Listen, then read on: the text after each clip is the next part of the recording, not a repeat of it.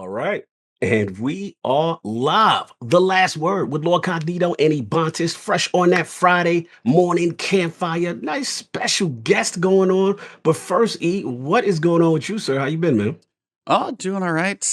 This week, of course, in the world of Destiny has always been, man, I will say the story has been really intriguing. We'll get into that. But E3, Yeah. yeah, that was crazy. I knew we talked about it a little bit because we got the tease, and obviously I exploded over Elden Ring. We got a little bit more. We can kind of touch on the E3 stuff, but it's been fun just watching the announcements, seeing all the people come together and fanboys doing stupid stuff. It's E3. It's like Shout out to the fanboys. it kind of feels a little bit like it's supposed to, but it's Mhm. yeah, it's been a fun week just kind of seeing what info is going to drop, but also seeing how much the past year has affected everything because we know Yeah. delays and people are like, "What's the release window?" Oh, I don't know, a year. Like, Mhm. I mean, Yeah, Halo still says holiday because they're like, we got to do it, but we haven't put it. They put a date on Starfield. They didn't put a date on Halo, and you're like, Yeah. they want. So it's just all that stuff going on right now. That's crazy to like. Let's read a billion. Let's write 2 books over this one thing that happened. So it's like everybody's reading in pretty deep. So it's been a fun week for me. But before I go too deep, we got a guest. We got an awesome one joining us today. A very nice gentleman. So let's bring him in as we always do to the campfire. Here we go. Let's do it. Welcome to The Last Word, episode number 154. And it's another glorious Friday. We're back in front of the campfire for some more looter shooter discussion. I'm extremely excited about our special guest, so we're going to get right into it. I want to introduce a Lord whose passion and consistent commitment to the Destiny franchise is truly appreciated by every member within his streaming community. Whether it be his amazing raid Sherpas or hilarious straightforward style, all done as the Titan main we need in our corner. Introducing the creating host of the GSXRCLYDE Twitch and YouTube channels, the Lord of Backpack Gang, amazing thought interruptions, with the most recognizable Titan hammer in the game, live from Cleveland and making his debut at the campfire of The Last Word, my man, Lord GSXRCLYDE. How you doing, sir? Best intro I've ever heard. That was a good one. That's how we do it. That was a good one. It's a podcast, but they got to step the game up. I mean, you can't be like the rest of them. So right, yeah. Oh, and you got a guest appear. We got a cameo here as well. Introduce. Oh, camera shy. Not really. Yeah. Got the dog here too. He's not used to me being up this early, right? It's like, I'm here. I'm doing good. I'm doing good. No doubt, man. How's We got to bring you in right. Yeah, how's your week been? Because I mean, I didn't know if you were paying too much to E3. Is anything exciting you out there? What have you been besides? You got he's ready. That's awesome. Oh, he is. Now he's here. I had to throw. Good. I had to throw an intro. E3, man. Elden Ring, man. I'm all about Elden Ring. Yes. I played Dark Souls 3 on stream and fell in love with it. So I'm ready for Elden Ring, and the Halo does look good. Battlefield looks good. Oh yeah. I mean, I'm excited for that kind of stuff. Busy week, just getting ready for Grandmasters. Oh yeah. I'm actually going on vacation next week, so. Oh, perfect timing, right? You're like, all right, Grandmasters launch. See ya. Yeah. Grandmasters drop Tuesday, and then I go on vacation to Orlando on Wednesday. So nice. That's what's up, man. Yeah, man. So we gotta get into that history a little bit, man. Gotta talk about. Oh yeah, he's ready. He's hyped. He's ready. Thor's ready. This dog's born for content. Or gotta get him like a set of armor, or like a Thor shirt, so it's like puppy armor. No doubt. He's got some merch coming. Oh, you got the merch coming? We got it on deck. Nice. Okay. He's got some merch coming. That's awesome. That's what's up. So we set up the questions. Yeah, I know I got a couple for. Oh no, you wanted to go history? You can start. Yeah, let's start with history, man. Let's start like just gaming in general before we get into like the content creator stuff. As far as like kind of like the origins for you. As far as like what was some of the first games just in general that got you into gaming? Man, that goes all the way back to Paperboy, bro. Let's go. That's OG talk. Yeah, I was like, how old? You just aged this whole podcast with us. We're here with you. We're here with you. But yeah, normally we're like, they're like, I started playing games at Halo 2, and you're like, go to bed. Just no. Let's talk that Paperboy talk. Let's go. used to play a lot of Nintendo. Favorite Boy, Super Mario's, OG stuff. Duck Hunt, Yes. Let's So go. I mean, The OG light gun. Yes, let's go. That's great. I was definitely like brought up on gaming, just because if I wasn't outside playing sports, I was inside playing video games. Moved on to the Sega and Which one? Which the Sega? Sonics. Okay, let's go. Okay. Sonic and Mortal Kombat and what were some other? I don't even remember. Well, if some you other were on ones. Sega, you Street Fighter. had blood over there. Yeah, Genesis had the blood. That was a big Street deal. Fighter, and then I was definitely like brought up pretty well because I did my chores, I did what I could, and I got Nintendo 64, Dreamcast. I mean, I had it all. Oh man, this boy had it all. Okay. I mean, I really didn't get serious into it until PlayStation came out. Then the I remember I used to play Jet Moto. Whoa, that's Jet a classic. Moto, Yeah, that's a classic. Tekken. Oh, that's Them 007 on the 64. oh, that's sitting on a couch with people trying to find odd job in a pyramid with it's GoldenEye's a classic. Classic. So I mean, it was I remember I was the kid that went to Blockbuster and I would hide the game. If I couldn't rent it, I would hide it from you so you couldn't get it. Yes, you're like, okay, so here's this one. I'd come back the next day and go in the movie aisle and grab my game that I couldn't rent the first day. So bro, that is such real OG talk right now. I was that kid. Oh no, I totally forgot, but I did the same thing. Like, yeah, you'd find one you want to hide or something like that, tuck it behind some classic movie in like another section, come back later. I completely forgot, but I'm pretty sure I did that a couple times. That's awesome.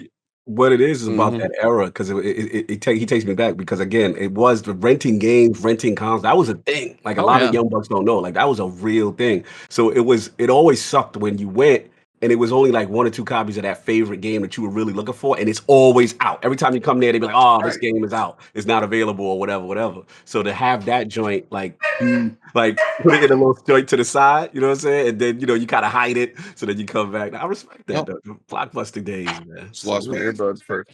No, you good. You good. This dog has no chill, as you see.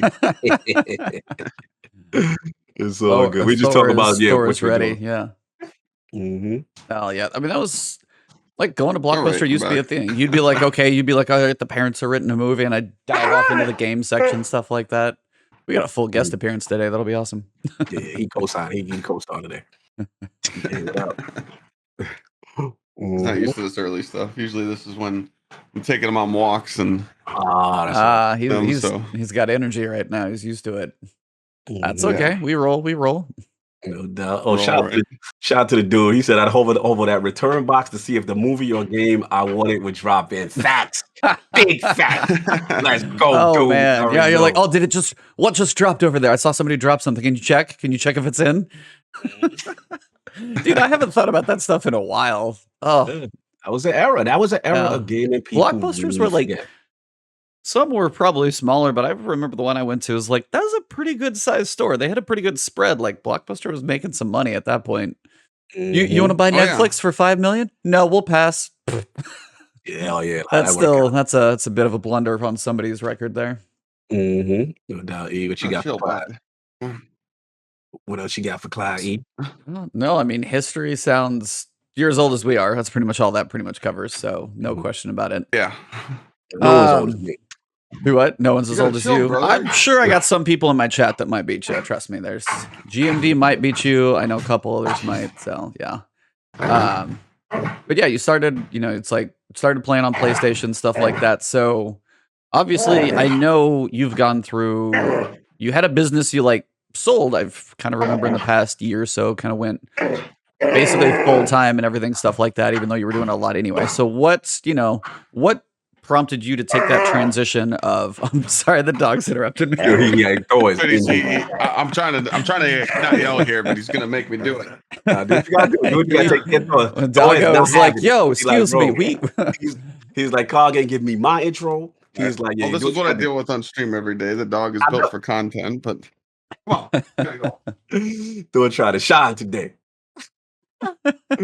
He gets scared when I get out of the chair. He's like, oh, it's serious Yeah, he now. out. Off now, huh? Scaredy cat. Going like, look, man, I need my I'm own playing intro. I rough. need my own attention. I'm playing Yeah. rough till you stand up. Welcome to my life. I see you, bro. I see you. Good. You good. Alright. Hey, Yeah. So you said the question was the transition from working to streaming. Yeah, it's like I remember you were literally saying like you sold your business and stuff like that, kind of being a big deal, and then you went full this direction. So that's a major switch. We can kind of go through some of the gaming and stuff, but like that's to get you where you are now. So I was kind of curious how that went down. What did you decide? Was it just like community was successful enough, got away from what you wanted to, all those things? Just kind of the I mean, I wouldn't put that grind on anybody. Mm. I was sleeping 2 hours a day for 3 years straight. wow. I was falling asleep at work. I mean, I was the boss, but still, I'm not kidding. I'd sleep in my truck. Wow. But I would stream 10, 12 hours a day, work 10 hours a day, sleep 2. I mean, there was just full grind time for me because I was enjoying content creation. I started streaming off of PlayStation. You know, my friends just told me to hit the PlayStation button, hit the share button. I didn't know what Twitch was. I was just the main reason I started streaming on Twitch was to be able to have friends in the chat because I have so many players in a PlayStation chat. You know, I think it was 8 at the time. Yep. No, So like if you had more than 8 friends that wanted to chit chat or play, we couldn't talk. Yeah. So I did the share button and had the comments on the screen, you know, nice. and it was real janky. And I was just full send, and I streamed on the PlayStation for 11 months before I even bought a PC because I just wanted to make sure that it was worth investing into it. Yeah. But I started a landscaping business, and I turned it into a landscape design business, and then I went full general contractor. So I mean, it worked out good because I would do people's lawn care, and then I'd be like, "Oh, hey, you know, you need other stuff done? You want a fence? You want drywall? You want house renovations? I'll do it all." That's One thing I didn't do was plumbing and electricity because I didn't want to get shocked and I didn't want to smell people's poo all day. You know, That is a fair place to draw the line. I respect that. Yeah, that's all right. Those are the only 2 I really didn't want to mess with. But other than that, I was full send. But yeah, that grind, 3 years was just nonstop grinding and nonstop gaming and nonstop streaming and nonstop working. And I would always get that question. I would get constant DMs. How do you juggle it? I'm like, I don't. He's like, I'm dying over here. I just put on a good mask. I was taking, I was doing the old, caffeine cocktail. I used to call it I wake up in the morning, hit the monster, hit another 5-hour energy shot. Monster pre-workout. The intake of caffeine per day was just disgusting. I mean, my doctor even told me you got to chill. Oh wow, blood pressure. You got to be careful, bro. You got to be careful. Yeah. So I mean, I was just constantly grinding, and I was up for it. I was always up for the grind. So so I was taught.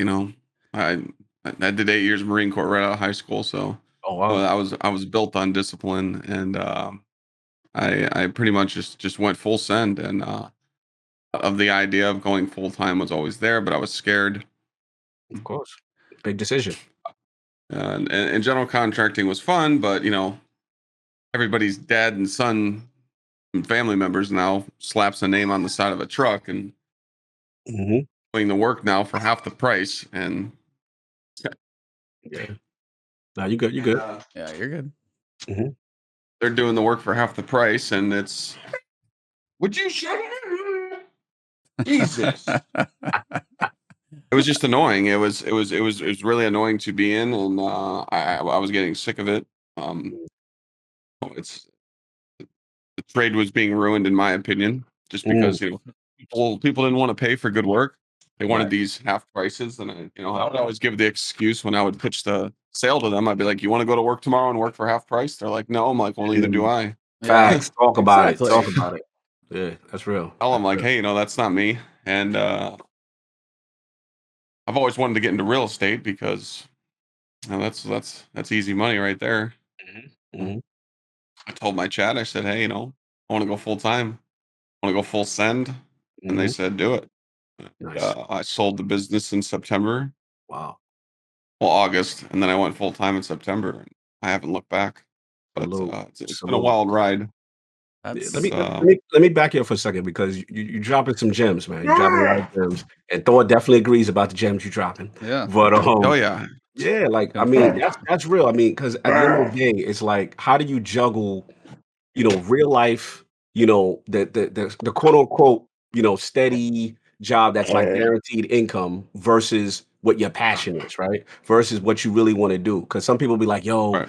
I don't think that's smart. You know what I mean? You need to stay with this established business. And that takes a lot of courage to do that, man. So like, what was like the thing that said, okay, besides I know you spoke to your fan base, but like what was the thing that got you over the top to say, you know what?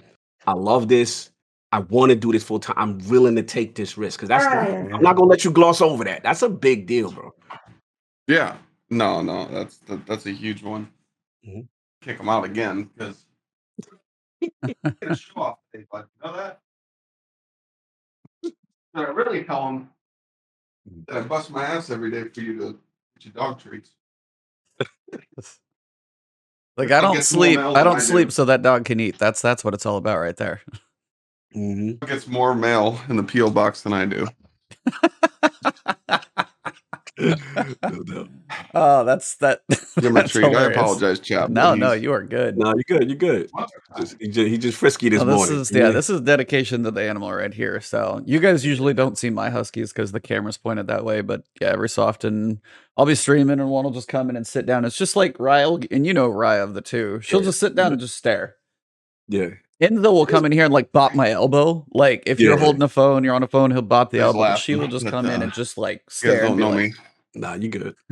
I deal with this a lot. "You are fine. You're good, bro. I got two huskies. Somebody needs something, so you're fair."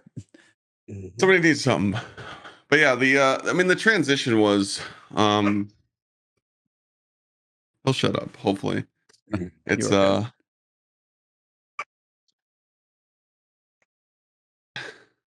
do I best explain this? That's a big jump, man. I think with content creation, I always tell people, I think sometimes, like, especially now, people go over the top, and they expect a lot out of Twitch because it's like, oh, the affiliate program, and I'm gonna get the greatest setup, and a lot of people that are like up and comers or people that just start out streaming, they invest a lot. I mean, some of these newer streamers got a banger setup than me, and I'm just like, man, they're going like full send. And I always watched Twitch and stop faking it. That's fake. All I did was close the door, and he's mad. Yeah. Oh no. But I always told myself, like, hey, I'm going to treat my community different, and just keep it real with them, keep it 100%. And I've always been straightforward. And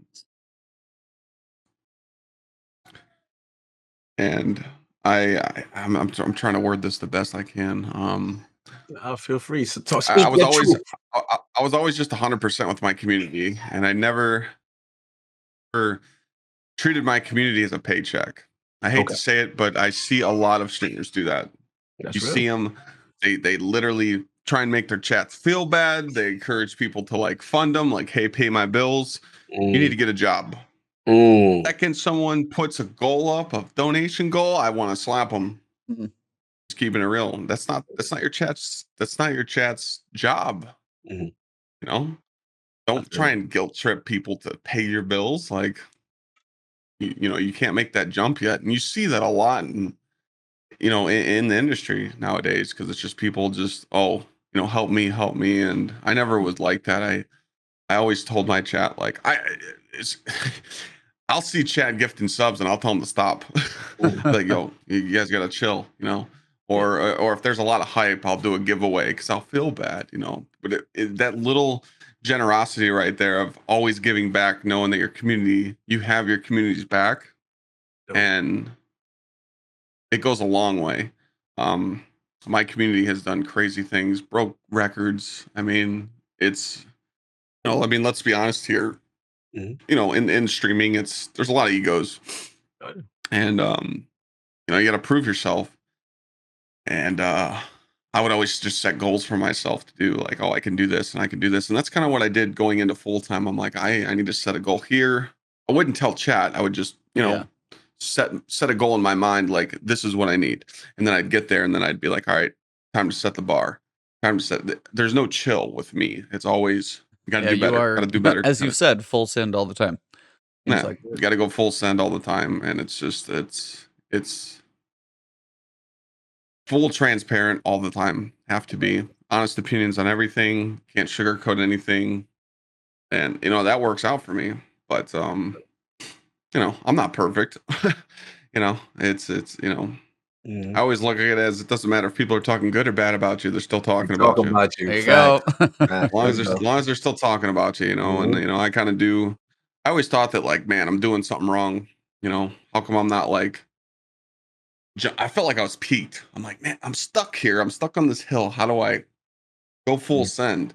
And I was just like, dude, most people in that situation would do something they're not comfortable with, Mhm. and or try something different. Right. And me, I'm just like, you know what? I ain't gonna be fake. I'm gonna do the content I want to do. Facts. I don't want to do anything else. And Respect. that's kind of when I jumped out of the service streamer.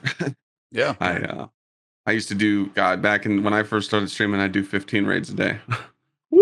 Damn, that's work right there. I was working hard, and I realized in service streaming that if you're not doing what chat wants you to do, they'd leave. They were there to use you, and that was it. Man. And it got to the point where I'm just like, man, I'm over it. Yeah. I'm like, I just want to do what I want to do, and everyone told me to change it up, but I didn't have the guts to do it because I was staring at numbers and worried about viewer count and worried about growing. And I knew that if I did raids and I helped the community out with PvE, that I would have viewership.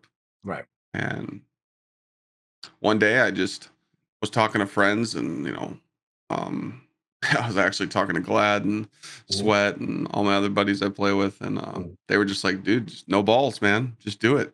Just make the jump. And one day I was streaming, and I looked at chat and said, I'm done. I'm gonna do what I want to do. There you go. And if you guys don't like it, leave. Everyone's like, we're good. We're good. We're chilling. And you'll kind of know just made who's the jump and just you'll know who's real at that point too. Yeah. And that's what I always tell people now. It's all about consistency. It's all about, making a schedule. I get that question all the time, hey, I want to start streaming. What should I do? I always tell people, stream for 6 months, see if you like it. Yeah. Good point. That's the first thing. That's, stream for 6 months, see if you can even handle the schedule. And then work on growing, because you got to see it's not to cut you, but you dropping the gems again, because you got to see if it's really meant for you. A lot of people think they know what they want, and then when you get in the grind of it, like you said, you start to figure out what works for you, what doesn't work for you. Sometimes you find out, some people find out like, yo, this ain't for them. You know what I'm saying, kind of thing. And what you said as far as like the service streaming, and then just saying, you know what, let me do what I want to do that gives me enjoyment, which is harder because a lot of people, some fans react different, like, oh, you're not doing what what I want and all this other stuff. But I want to shout you out with that. And the other thing I want to shout the you out. entitlement. Yes, absolutely. And the other thing I want to shout you out was just what you do in the raid community, because I think that's really cool. Because I think I came across you and people were like, yo, like he always helps out, because I remember them days, you know about them days when you jump in the raid and they be like, yo, no galley, no what you call it, you can't rock with me. You know what I'm saying? I mean, it's like you get kicked. That's terrible. You get kicked real quick. You got this stuff. They're like inspecting your loadouts, and at that point, I'm like, okay, that's Raid nice. report like, Randy's, man. And shout out to you, because you'd be like, yo, come through. They'd be like, for real? I'm okay. I could. Oh, God, I had no exceptions back in the day. I would take people through. I remember I would take people through like hard mode Wrath of the Machine with blue weapons. They'd have blue sidearms, no guns. I mean, that was the thing in D1. I used to have the ringers. I used to call them the people that would help me. Yeah. And pretty much off stream. I would just 3-man every raid with them because I'd be like, "Hey, this is what it's like." Yeah, because You know, you're getting no help this is basically. well, I would just tell them like, if you can't 3-man the raid, then you can't help with raids because people are gonna die, and it's hard mode raid, and content's hard, and if they die in hard mode, they're gone. We can't res them, so you got to learn how to collect. Yeah. That's what I would used to do. Good point. Good point. Yeah, that's kind of one of those. It is true though. It's like some people will go through and be like, "Hey, this is like the most utter efficient way to do that," and you're like, "Here's a somewhat even a slightly newer player that's like, well, I don't have this. How do I do it instead?" And they're like, I mean, that's just some of what I've been doing lately on like my Lost Sector videos, just to say I'm gonna do this without using a super and an exotic, and just try and do this with like non-raid gear, and just be like, I want to show someone. It's like it's like if I can do it with this trash loadout, trust me, you can do it. Just take the time to learn it. And it's like the occasional comments you get to be like, I love how you didn't use like Xenophage or Anarchy. I'm like, that's the point. Same stuff like that. You're like, I don't care what, like, you can come in here with basic stuff as long as you got your, like, you know, champions taken care of, we'll figure it out. So, no, I like that. I got to shout out to Chow. Give it right back to you. Yo, bad dude is stupid. He said, know what to do. Good credit score and 50 clear. yo, they stupid. No, but I mean, that was the actual, that's where LFGs actually got their bad name, is so many people are worried about LFGs saying, know what to do, have 10 clears on day one. You're like, this is freaking impossible. This is stupid. So what's funny is you get a warning in my Discord if you make a know what to do. If you do it again, we ban you. There you go. Yeah, it's tough love. It's tough love with people, because I always encourage that anyone can play, anyone can do anything. You know, I mean, the game has kind of transitioned. You know, I always give people a hard time right now. Like, if you don't have Xenophage, you don't have Anarchy, like, you're lazy. We literally have, you could farm 5 spoils per minute now with Templar farm. I'm like, get to it, go make groups, and people are starting to do that. But like, you nailed it on the coffin there. Like, being able to play without meta weapons and kill champions, because I always talk about this all the time. We've been shooting champions for 2 years, but people still don't know how to kill them. Like, and that's what it's all about. But it's just getting people to try harder. Yeah. Aspirations. Absolutely. And that's kind of the point where you do want to say, it's like, hey, this is, and I'll even say, it's like, hey, this is something, if you don't have it, figure out a way to go get it. There's like 10 YouTube guides out there. It's not that bad. Go find 1 or 2 people. And that is the thing about LFG. It's like, it has its sucky points. We've all been through those where you're like, yeah, this was an absolute trash fire. That's totally fine. But then you have those moments on LFG and you're like, dude, that was a really awesome group. And that's like some of those moments where you still get, you know, a little bit of faith renewed in the community. You're like, there's some awesome, just random people out there coming in, helping out. And you may know what you're doing, but if you get like surprised that like, dude, they were really helpful, didn't matter, they were helping somebody else and you're there and they're like, oh, this guy knows what to do, it's going to be even easier. It's like, those are the nice pieces. So somebody comes across you and they're like, dude, this guy's just like ultra helpful, doesn't matter. There's no question why your community is what it is. That's it. That's an easy win, I would say, because you did it right. You're like, come on, just like jump in the backpack, we'll figure it out. And that's like the best mentality to have. Yeah. I mean, it's, you know, it's tough. It's not always, now I always tell people it's, you know, my Discord is very helpful. It's one of the most helpful Discords out there. There's, you know, when there's content, there's anywhere between 40 and 60 plus invoice channels playing. It looks like PC LFG. And it's not just PC players, it's console players. And I tell them, like, that's a privilege. You know, you go on other streamers' Discord, and I'm not down talking anybody, but they just don't do it. They don't deal with it. If they're in Discord, they're streaming. If they're not in Discord, they might be playing with some friends offline, but that's it. Like me, I'm fully dedicated. I'll be in open voice chats. I'll talk with people. And they're like, oh my God, this is weird. But I'm used to it. They're not used to that level. I tell people, like, look, you know, you gotta just don't be a weirdo, and you can enjoy these privileges. But if you act like, you know, those eagle gamers, we're just gonna get you and sauce you, you know, get them out. Yo, shout out to Bionic. He's bigging you up. He said, Clyde helped my son and me through our very first raid. My son was 9 and I wasn't comfortable exposing him to an LFG group. Then Clyde offered up his time. It changed our Destiny experience more than I could have imagined. He's got an amazing community. Yo, that's love right there, bro. That's, you don't get no better than that right there. Yeah. That man won his son a PC as well. We surprised his son Mason with a PC, and he came and raided with me and Sweat and everybody, and we surprised them. And wow, father-son raids like that, like that's the stuff that goes to the heart, you know. You get done, you're like, oh man, that was so cool, and you're like, no, I'm touched over here. It's like those, yeah, that's so cool. You know what I like? Cutting onions, you know. Yeah, exactly, bro. Be like, what are you You know doing? what I'm it in is the too? kitchen. Oh God. Oh. Y you know what it is too, E? Like, it's there's a joy in, like, seeing someone get, like, that rare weapon or that rare drop from the raid and stuff like that, and you see it because they in their mind, they're like, "Yo," they've already put in mind, "I would never get that. No one raids with me. I'm never gonna get that type of stuff," and you see the joy, like, when you see that live drop and the reaction, you know what I'm saying? Like, I don't even get like, in the beginning, I was like, "Damn, I didn't get it." But you're so happy for the person that's their first Yeah. time, like, it's so cool to see. It But yeah. always is. They get the loot that you want, you know. Yeah. Yeah. But you 50 can't clears talk this. later. I How know many your people? history though. This man, hold on, E. This man got Vault. Like you got Mythic class like your first time like ever, right? During Vault. Did you get like a lot of like very Streamer rare loot. drops? Streamer loot. Yeah.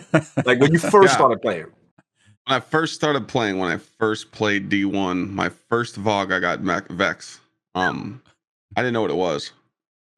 Everyone was mad, and then they loaded up a Crota, and I got the Galahorn to drop at Best Singers. Yo. Oh. And the fire team left me and my buddy Rob. Yo, they kicked you out the group. It was like, I'm done with this Oh, dude. they left. They left. They're like, this noob doesn't deserve these weapons. Yo! So Rob's my best friend, and he's like, hey man, just shoot the boss with your rocket. I'll solo him. And we 2-manned it. No. And that's when I seen that, like, oh, we don't need people on the fire team. You can low man stuff. I'm like, ooh, okay, now I'm intrigued. But yeah, that's how it went. It was just people were just like, yo, he didn't deserve this stuff. That's you know. crazy. And then I remember before I started streaming, I would just make LFG posts like perfect sword bearer, 1 phase guaranteed, and I would get blown up. Get blown up by people because they would just be like, hey, this dude says no joke. And I would just join someone's team at Crota and be like, hey, shoot him with a rocket and we're good to go. But then you'd see the rocket fly by Crota and you get your face smashed by Crota. Like, how do you guys miss a rocket, bro? I'm like, come on, dude. I'm up there standing there trying to get good. And then here comes Crota just bonk right on the head, bro. And I'm done. And I'm like, you'd be surprised, man. And I was just like, all right, you know. And like that was on you guys, not me. Yeah, shout out to Right, them that was dudes. on you guys. Don't kick me. Don't kick me. Those are the days, bro. Those are the days. Oh man, classic. But to your point, E, like I know we always are contentious sometimes just with Crota, but I know why you love it too for those hero moments, right? Yeah, like just being exactly. able to carry people. And I know I'm not the biggest Crota fan, but I do respect y'all because I know what it means. Because those raids, you can carry people. Yeah, like you really can. Yep.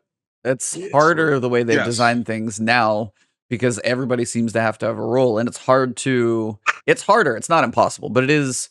Things have changed a bit to where, I mean, granted, people still low man them, so you can do it. It's not a question, but the roles have changed up a little bit as opposed to D1. So, Yeah, no doubt, no doubt. What else we got, E? on a complete different shift away from this emotional roller coaster of greatness we've been on so far. When we met this man in person at GCX, and still to this day, you look like you work out a little bit. So I just wanted to touch on the fitness a little bit. Just the camera. No, I mean, obviously, I know you said you were like Marine, obviously, so it's kind of been ingrained a little bit. But how long has fitness been part of your journey? I mean, it looks like it's kind of part of you, but just still curious how that's gone. 7th grade. Wow. Discipline. Yeah. I got picked on in middle school, man. I was the littlest kid in 6th grade, one of them, and I was the only kid in 6th grade with a beard. Like I shit you not. And you hit puberty real fast. Fun of me. Mm-hmm. People used to make fun of me, and I was bullied. I would get called names at the bus stop. My mom spoiled me a lot. My parents were separated, but my mom spoiled me. You know, I had the fresh Jordans on, the Jinko shorts and let's go. Tommy Hilfiger t-shirt, you name it. I had let's get it. I had all the designer clothes, and people, they just bully me, push me in the mud, call me names, and one day I got a mark on my face, and my dad asked me. I went over his house and he said, what happened? I said, I'm getting bullied at school. He said, you better stand up for yourself. I'm like, I don't want to get in trouble. He's like, we can't have that. You know, you got to stand up for yourself. Mhm. I'm like, I'm gonna get in trouble. He's like, I don't care if you get suspended. You take the L. I'm like, all right. He said it. That's a real one. That's a real one. So I first time I ever stood up for myself, I got a broken ankle You did? Oh, Jesus. Oh wow. outside the school. Big bully came up, slammed me on the ground, leg and had my like ankle in his hands, and he sat on my knee and like pulled at the same time. Oh. Plus shattered my ankle. Good I God. walked 5 miles home with about Oh. 20 kids walking behind me laughing at me while I was crying the whole way home. God But damn. I walked all the way home, and Bear seen me limping in, and she's like, "What happened? Who touched you?" I'm like, I got bullied." She called this. She found the number to this kid's house, made him come over and apologize. Like Mama Bear wasn't playing that shit. Shout out to Mama Bear. She Mama held Bear it I'm went sitting there on off. the couch with a cast, just I had like Ooh. an air cast. It wasn't like completely shattered. It was a bad sprain, but he's just sitting there apologizing to me. I'm laughing. You know, I'll never forget that moment. Mhm.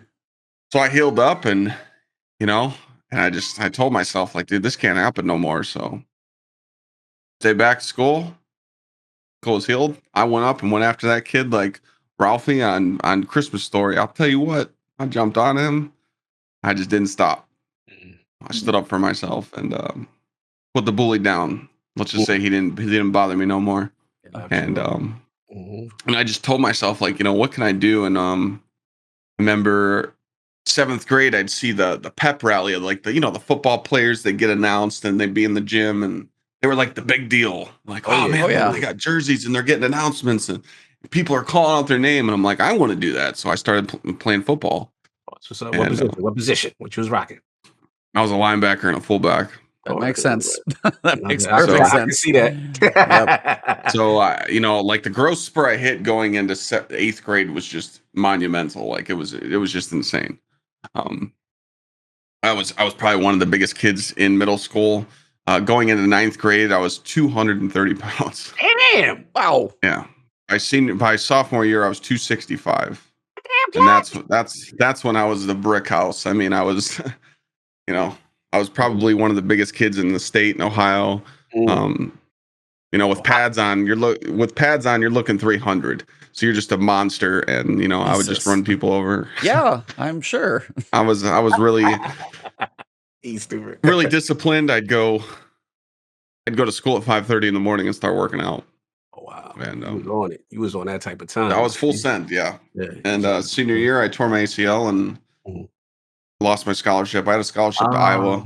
2005. If anyone's Hawkeyes fans, there was a quarterback by the name of Ricky Stanzi. Played at Iowa. He actually grew up with me, and me and him were supposed to go play there together. But I'm a Buckeye fan. But hey, I couldn't get into Buckeye. I couldn't get into Ohio State. But yeah, I mean, when I tore my ACL, I was just like, damn, this sucks. And I told myself, what am I going to do? Yeah. Am I going to go to college when I get out of school, or what am I going to do? Work? Because I always had a job. I've had a job since I was like 13. No doubt. And was doing the old paper route, then worked at Wendy's at 15. Hustle. So I just, I was talking to my dad one day, and I'm like, hey, I'm not going to join the army like you, because you're pretty much the Marine handoff. So, we always had a code, aren't really Marines yet. So, I told my dad that, I was thinking about signing up for the Marine Corps, and he said, hey man, go full send, do what you got to do. So signed the papers, graduated, and 2 days later left for Paris Island. And wow. Bro, this has always just been all over the place. Like this man, you need a book. You need like a what is it? Like yeah, that's what I'm saying. Like every time I tell like the life story, people are just like, "Yo, you're just like you got all this stuff going on," and I've, it's just crazy. I've done a lot. I've I lived it up, and I always tell people this: like, stop being a gremlin. Like, I understand you're watching Twitch, but like, go out, get outside, go do stuff with your life. Like, man, like. I would go outside. The street lights would come on, and my mom would have to yell at me to get me back inside. I'm like, dude, enjoy life. And even when I was growing up, like the excitement and the lifestyle I had, like I was always around like the fun stuff and doing trips and vacations and just doing anything fun I could possibly do. And it got to the point where I partied too hard, and that's what kind of where streaming leveled me out. I 'cause got you. I was going a little too hard. But yeah, but with fitness, it's just, I mean, we sit in our chairs a lot, when you get to the point where you're sitting in a gaming chair 8 to 10 hours a day. Preach it, brother. More. And, I don't know about you guys, but there's been some times where I like get up and walk around, and sometimes you stand up too quick, you get lightheaded. No, it's real. It's kind of telling yourself like, man, I'm out of shape, so I always tell people like, hey, hit the gym a couple days a week. I'm even lazy right now. I'm only doing like 4 days a week right now. Usually I'm doing 6. Just the 4. Only 4, E. Only 4. Yeah, usually I'm doing like the 6. Usually I'm doing like 6, and my diet's more strict, and I'll do like 5 days, and I'll do some P90X at home because that stuff's nuts. Oh yeah, P90X will kick your butt. Doesn't matter which one you do. But P90X but other than that, it's just sweat. But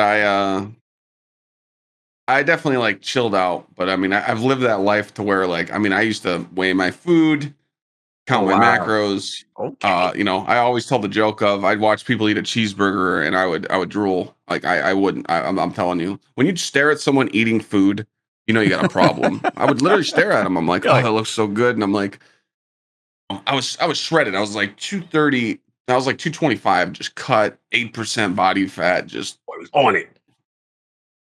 And I was like, dude, living this life is just not fun. It's just it's discipline. It's discipline. Like, you know what? I'm just gonna eat what I want to eat. Not go overboard. Just try and keep that healthy style going, and it's been working great. But just got rid of the COVID pouch. There you go. I'm still here. I'm still out here with it.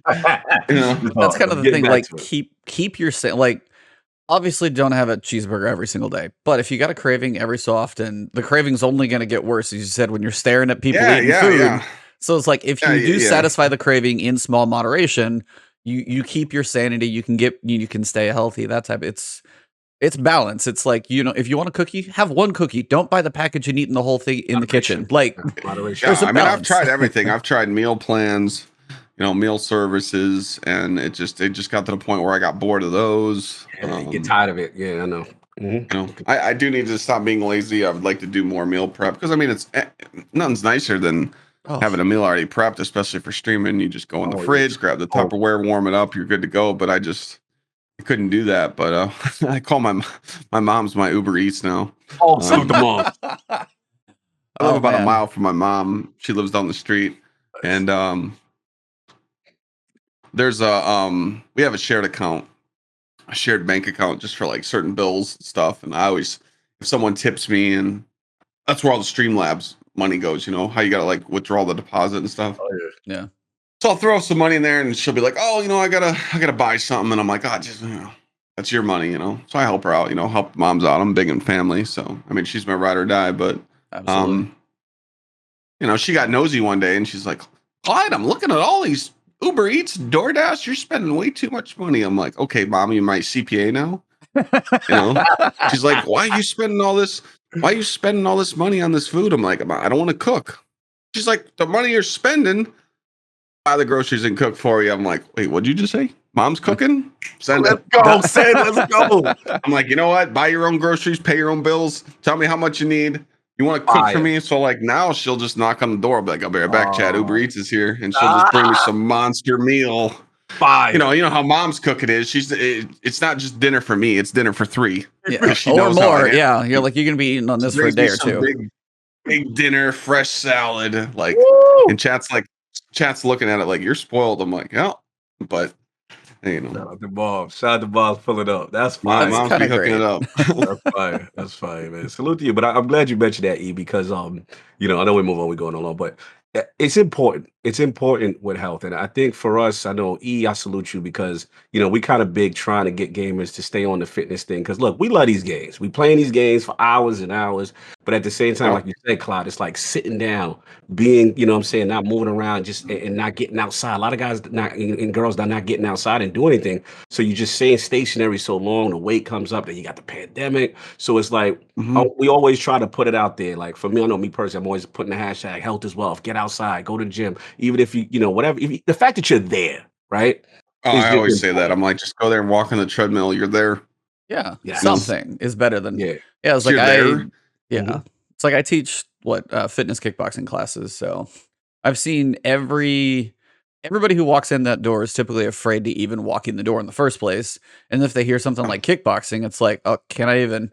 I'm like, I have had a 16-year-old and a 75-year-old in the same class.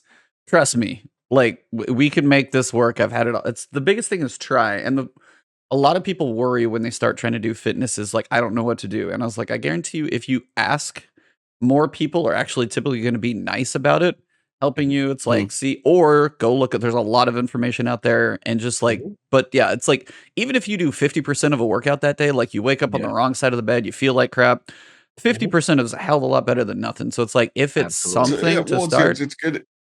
Another thing that's too is the mental strength. Yes, talk You about getting it. out, like working out at home, you're still at home, so your body doesn't feel like it just doesn't click in your head when you're out and you're in the gym. You feel more active, and I always tell people that, and I get that a lot. I mean, I literally get messages all the time. I'll get a small DM like, hey, you always tell people to never surrender. That's your saying, and I just started going to the gym and I feel better. Thank you. Yep. And I'm just like, Absolutely. damn, I didn't do anything, but that's awesome. Like because I'm just being me. I'm just speaking real. No, It's not like, it's not like I'm doing, hey, here's your daily motivation speech for the day. You know what I'm saying? Like, so I mean, it's I do what I can. You go to but Amaze for that.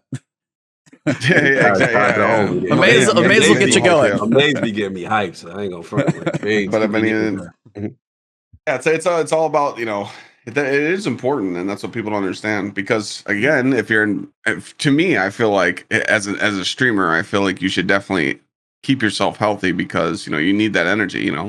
Some hot new game comes out there playing or some new content. I mean, there's been times where I've rolled 24 hours straight, no problem.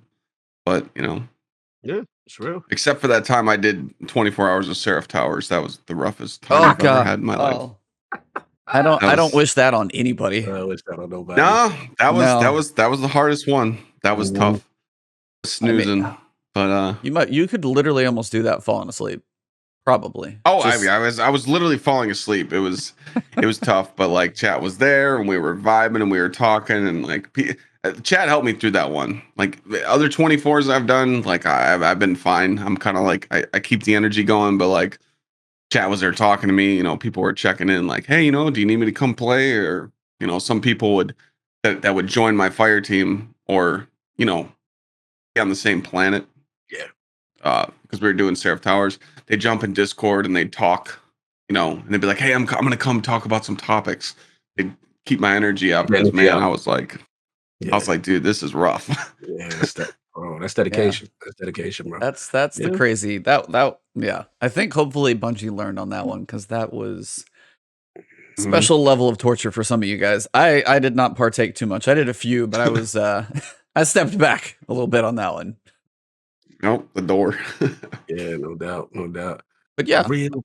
No, go ahead. Nope, all you. No, I was just saying that was real talk. I love it. You know what I'm saying? Because again, it's not just the physical stuff; it's the mental health. Just being there and just making you stronger and all that other good stuff. But yeah, man, like great gaming history, all that, man. I love this. Oh yeah, I got stories, man. I'm telling you, it's over 5 years of content creation. I've seen a lot, and I've done a lot of cool things. And, bro, I'm waiting for the book, man. When the book gonna drop? I need you know what? I've actually thought about hiring like a writer, someone that writes scripts, and then just sit there and talk, and they just go to town. Yeah, bro, you just dropped season 1. Like I'm in. I'm like, what's the next one coming, bro? Like this is fire. Yeah, I mean, I could just go over stuff because they can word it so much better than I can. I can tell the story, but they can add like the hype, the ups, the downs, and and I've wanted to do this stuff. I wanted to break into like the real life podcast stuff, but I just feel like it's tough right now with your schedule. With content, But again, you got to go full send. Yeah, no doubt. Well, like I said, if it do come out, man, like I said, you got a lot of stories, man, a lot of stuff to entertain us, man. It'd be lit. We got to bring the Tower Talks. I was doing this thing called Tower Talks. Yeah, I was doing like Q&A and doing this stuff, but I was just like, I kind of didn't give it a chance. I need to do it again. The chat, everybody. Rad said, "Yo, he waiting." Yeah. Rad's always waiting for it.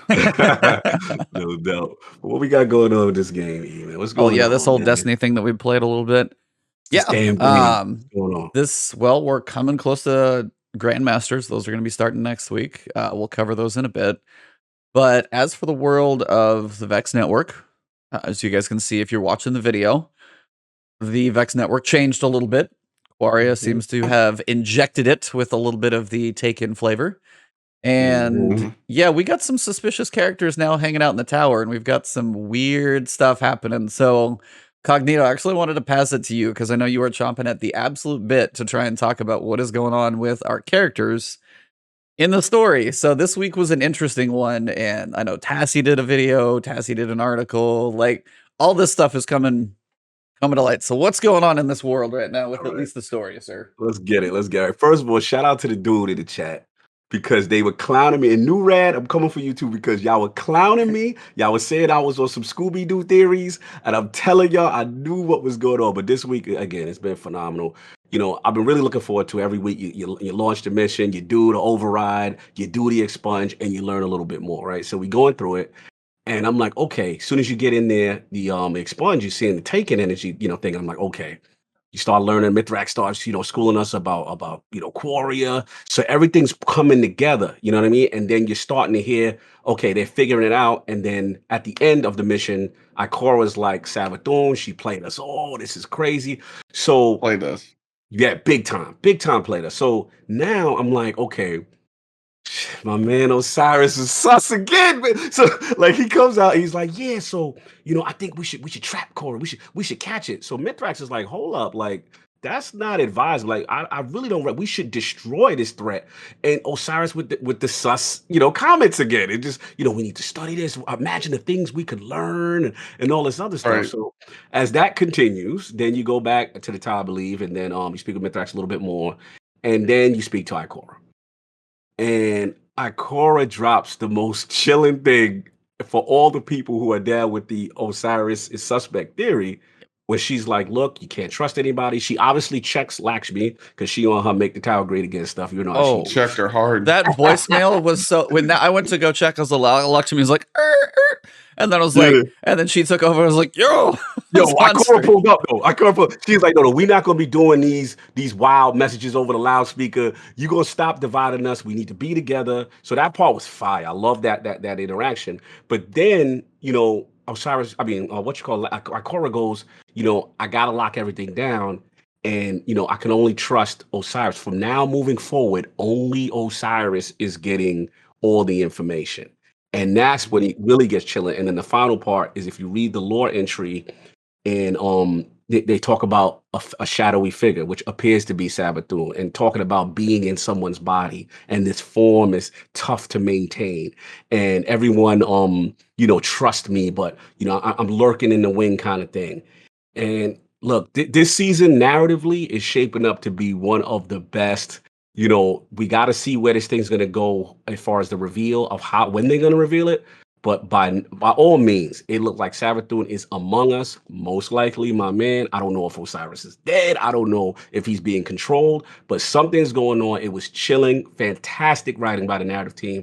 I just want to know what y'all think, because when I was reading it, I was just like, oh, they're really confirming now. Like they're just really going, as Clyde said, full sin with this, thing. So Clyde, I will give it to you, man. Like, where you at with this lore in the tower? They singing songs. What's going on, man? I'm all about it.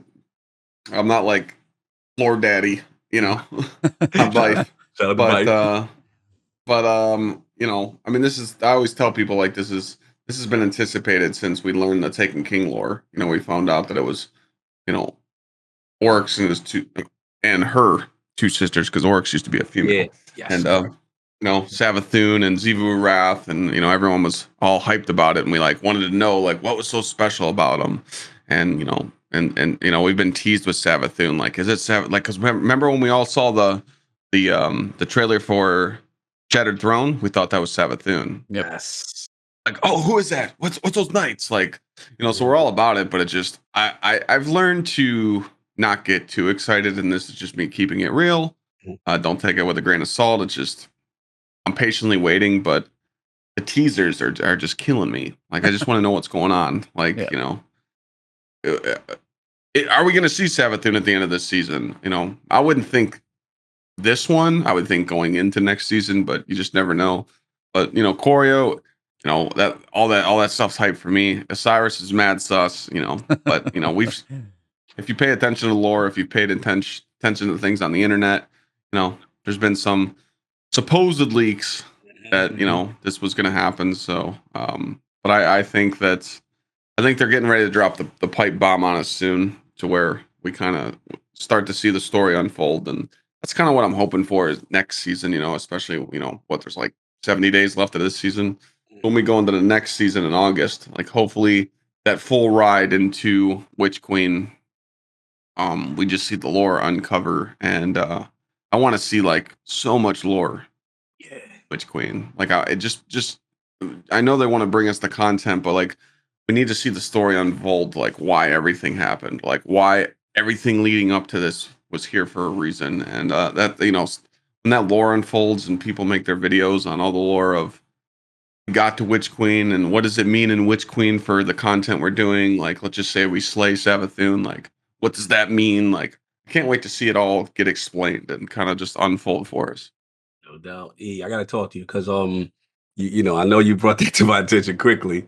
So like, what about you? And I also wanted to ask you this because I've seen this theory too, that what if Bungie is kind of like throwing a curveball, or maybe like they try to make it too obvious. Like where you like at a red with this? herring. Yeah. Like where you at? I New Red ain't mean, believing it. well, that's kind of the whole.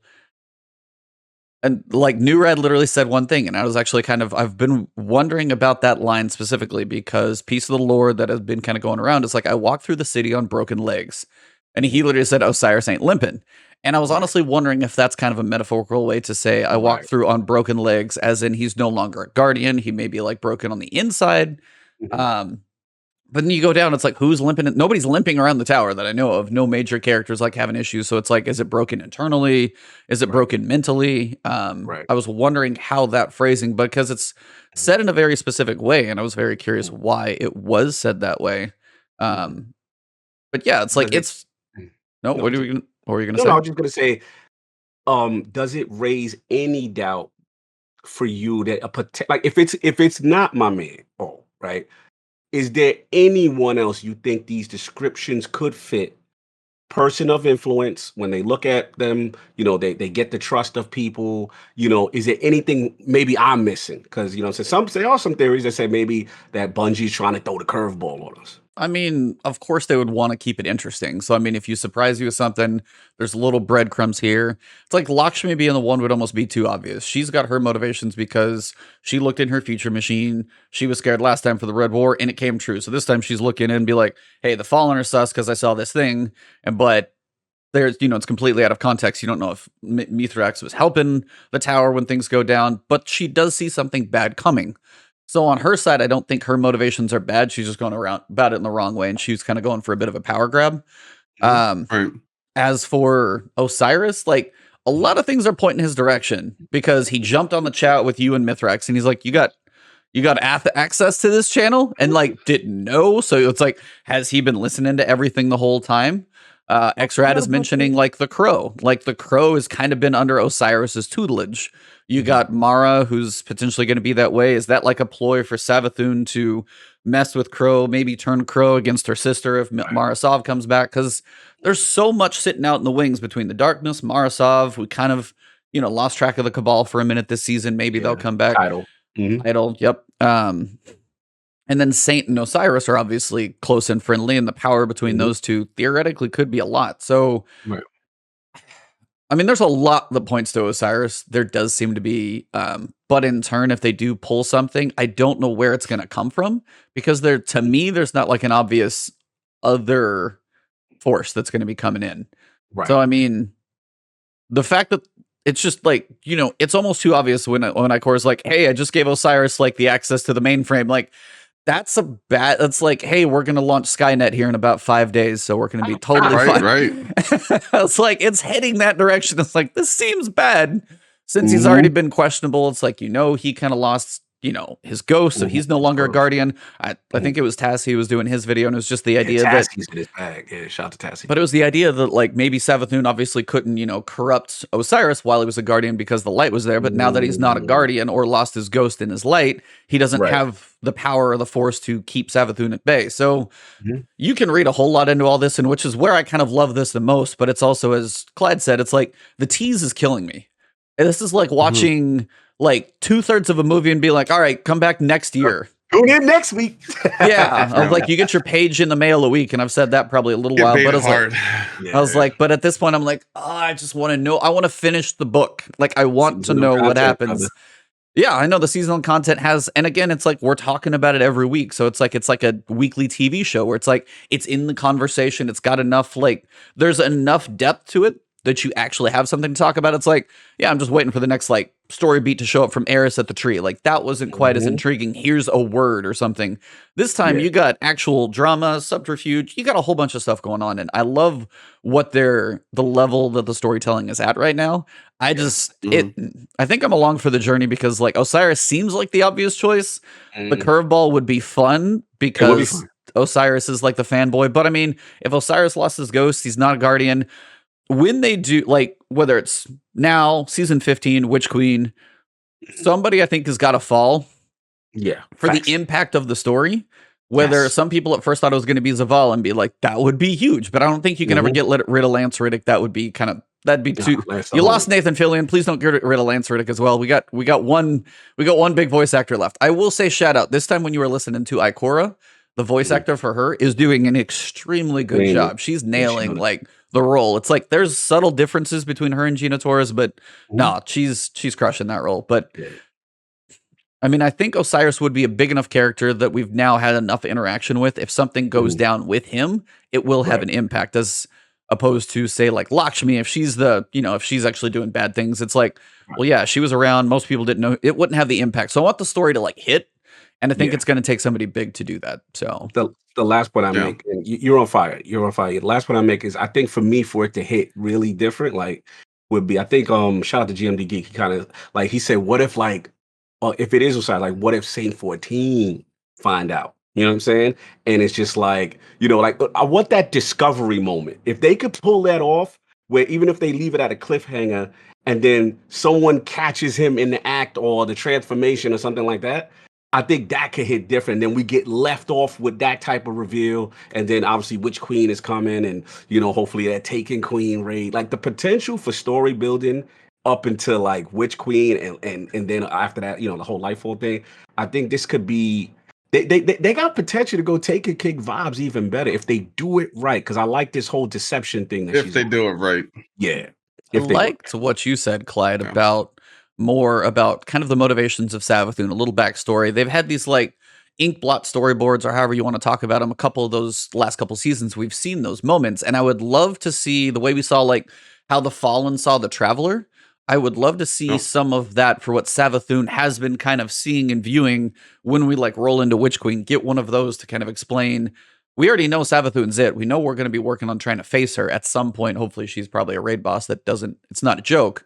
But like that kind of backstory to give everything even more context, her motivations, what she's been doing with Xivu Arath, setting up the dominoes. I still want to know what that line specifically means. Quaria now, which everybody at first, like, day one of the season story.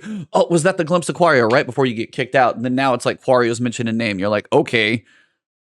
And then I noticed like Quaria used to be called Quaria Blade Transform. If you go like Mylan or Buy for anything like that, now it was Quaria Dreaming Mind. Which again leads me to like Dreaming City, which is where I think like at some point that cycle, the Death Battery has to actually get like finished, if nothing else for the Awakened, so they can get the hell out of there. So I'm wondering if the Dreaming City is involved. That story's not fully complete yet. So like, is that going to be next season? Is that going to be where that goes to tie into Witch Queen? Because if you can shut down the Death Battery, Savathun now has motivation to be like, all right, now I got a problem. My like worm. The hunger's no longer being satiated. So at that point, it's kind of like, okay, now Savathun's got to do something about it. I've seen some theory crafting, like some big tinfoil ideas. And that's what people have been saying, So yeah, it's like they've set up so much, and I'm with you guys. Like they've set up so many different dangling threads of story at this point. They got to finish a couple, and where they are at now, they can't keep leaving us hanging. They got to start completing some of these, sending us in a direction. And it's the time where everything feels ready. They just got to start delivering. And I think this is perfect. So agreed. Mm-hmm. It's been, I was like, it's been an interesting. Did you guys do the corrupted mission? Not a whole bunch different in there, just mostly looks. But when you go in, like you teleport the first time, I was like, oh, did you guys get to experience that? Was that kind of cool? Are you guys looking forward? Because it says there's 7. And that's the one question. It's like, beat the expunge missions. Well, we have 3 normal. We have 3 corrupted, likely. There's some other one we don't know about. Clyde, how you liking the corrupted versions of the expunge? Oh, I love sword flying across the whole map and just skipping the whole mission. I mean, I guess that's an option. The intended way. I'm playing the intended way. The first time I did the expunge mission, I'm just like, I'm gonna sword fly this. I'm just gonna skip all this. Shout out to you. But it's fun. Like every time I do one, like yesterday I discovered, because we just got these corrupted keys this week, and I mean they actually drop nice drops. If you go into your gauntlet and you upgrade that 3rd node, you can get that gear, and you're getting guns now that have the dual perks on them. So it's what roles you fall? I switched to my warlock. And I had to do it all again. You got to do the whole Splicer quest again. So I was doing the missions again, and I'm like, you know what? These are just so nice. Well developed, mechanics. Like these mechanics, like we need this stuff. I'm sick of seeing moats. God, whoever made that moat mechanic, fire him. I'm sick. There's a moat mechanic in the next raid. I'm gonna mold. Like, I'm literally just gonna freak out, because it's just like, but it's cool to see different mechanics, like running through the orb and getting the extra timer, and like just seeing all these new mechanics. Like the lore is cool for me, but the gameplay is you feel 100% nice for me. Like I need to see different content. So these missions are a lot of fun, but it's definitely what we need. We need a purpose to do content, because that's what everybody's struggling with right now is, why are you playing the game? Right. Yeah. What about you, Cog? I like it. I mean, kind of like similar to class. I like the whole timer mechanic and the other ones to extend it. This one was cool just so, you get the whole vibe of the taking, you know what I'm saying, involved. I gotta complain though. I was in my feelings. What happened? What's up? No, I'm saying why you complaining. I was in my feelings at the end, because like they kept trolling me and like bouncing me off the thing. the taking, what is it, the phalanxes that shoot the thing. Yeah, I was getting mad, man, because I would have them get good. I know I gotta get good. I know. But other than that, now the encounter is fire. Like I do like you died to the lifts yet? Oh yeah, where they basically chop off your toes. Did you walk over them and they pull you? And I did that multiple times. Happened to me stream. like 4 times yesterday. I'm like, the trolling. I can't avoid this.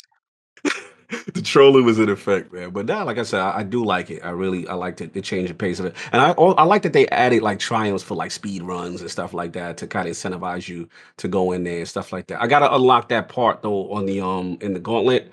That what is it? Something wire walker. Wire walker. You to skip. Yeah, I still don't got that one. I gotta stop playing. But to what Clyde is saying, like I'm feeling they brought double rolls back, because I'm trying to farm what is it? The grenade launcher, the kinetic one, the ignition code. Yep. Yeah, I'm trying to get a little blinding, Vorpal thing going on with Spike or something like that. I want that. I want I'm really feeling Grid Skipper. I got me a decent one. It's a solid pulse rifle. It's pretty tight. Yeah. And I like the auto. Chroma Rush. That's a 720. I haven't used 720 in a while. Shout out to Forte. I got Subsistence Rampage on it, and it's pretty correct. Oh, see, I have a Gnawing Hunger like that, and I use that for so long. So yeah, that's a great roll for sustained damage. I love that roll. You know what it is, E? I slept on 720s. I haven't used them in PvE in a long time, but Chroma Rush feels nice. Like that's like part of it. Feels real good. Yeah, so I was surprised actually. Yeah, I agree. I've been hitting with like heating up and then like tunnel vision and some like halfway decent mod. But if I could get something with like Rampage, man, I've been waiting on that. So I've been rocking for this season. There's been a lot of Chroma Rush. I've been using Salvager Salvo a lot, Oh, and yeah, too good. Death Singer with the mod, bro. I love Death Singer with the Charge with Light mod and Argent the Ordnance or something. Asian Ordnance. Yeah, so you do the God Slate like Death Singer is really powerful, like really powerful. And I love it right now. Yeah. So that's been kind No, of like yeah, glad. it's definitely made its appearance now. You know.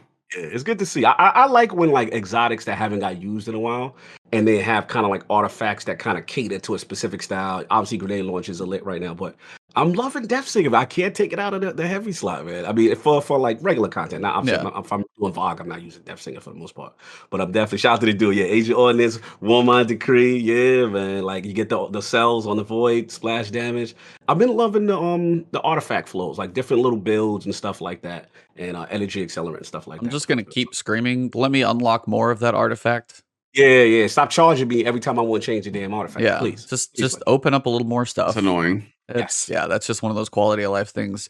Because I was sitting there in a lost sector. I'm like, oh, I want to try this. I'm like, I gotta and I haven't even like reset it that many times. I usually never touch it and can get through most things. But it's just, why do I have to? Yeah. It's like you put this much time in, you push this. Like, just let me unlock the mods. You set them There up was to where I one can't point- stack too much anyway. So One season, I think it was like around it was the season we got Oppressive Darkness. yeah, I was changing artifact mods around because I was like, yo, I'm gonna make builds. Got to the point where to me to reset my artifact, it was over 100,000 glimmer. oh god. I just kept resetting it so much. I tried mod. See, that should just be like free. Should be Yeah. free. Yeah, Just so, like now reset I and just- pick. And so like now I barely reset it anymore. I mean, it's glimmer's not the problem, but it's just No. I mean the artifact this season is just way too good. You know, it's it's fun. Breaching clear is just Breaching. disgusting. Yeah, breach and clear with you can go breach and clear with anarchy. I'll do breach and clear with salvagers and switch over to Xeno and just melt stuff. That's like Yeah. always a really good combo that I'll use because you can hit if you can stun, especially if it's like an over or unstoppable champion. Oh god, it's over. Just salvagers, just break them, and then Well, just that's what's nice about the unstoppable grenade launcher too is you don't have to like aim down sights to proc it. You just swap.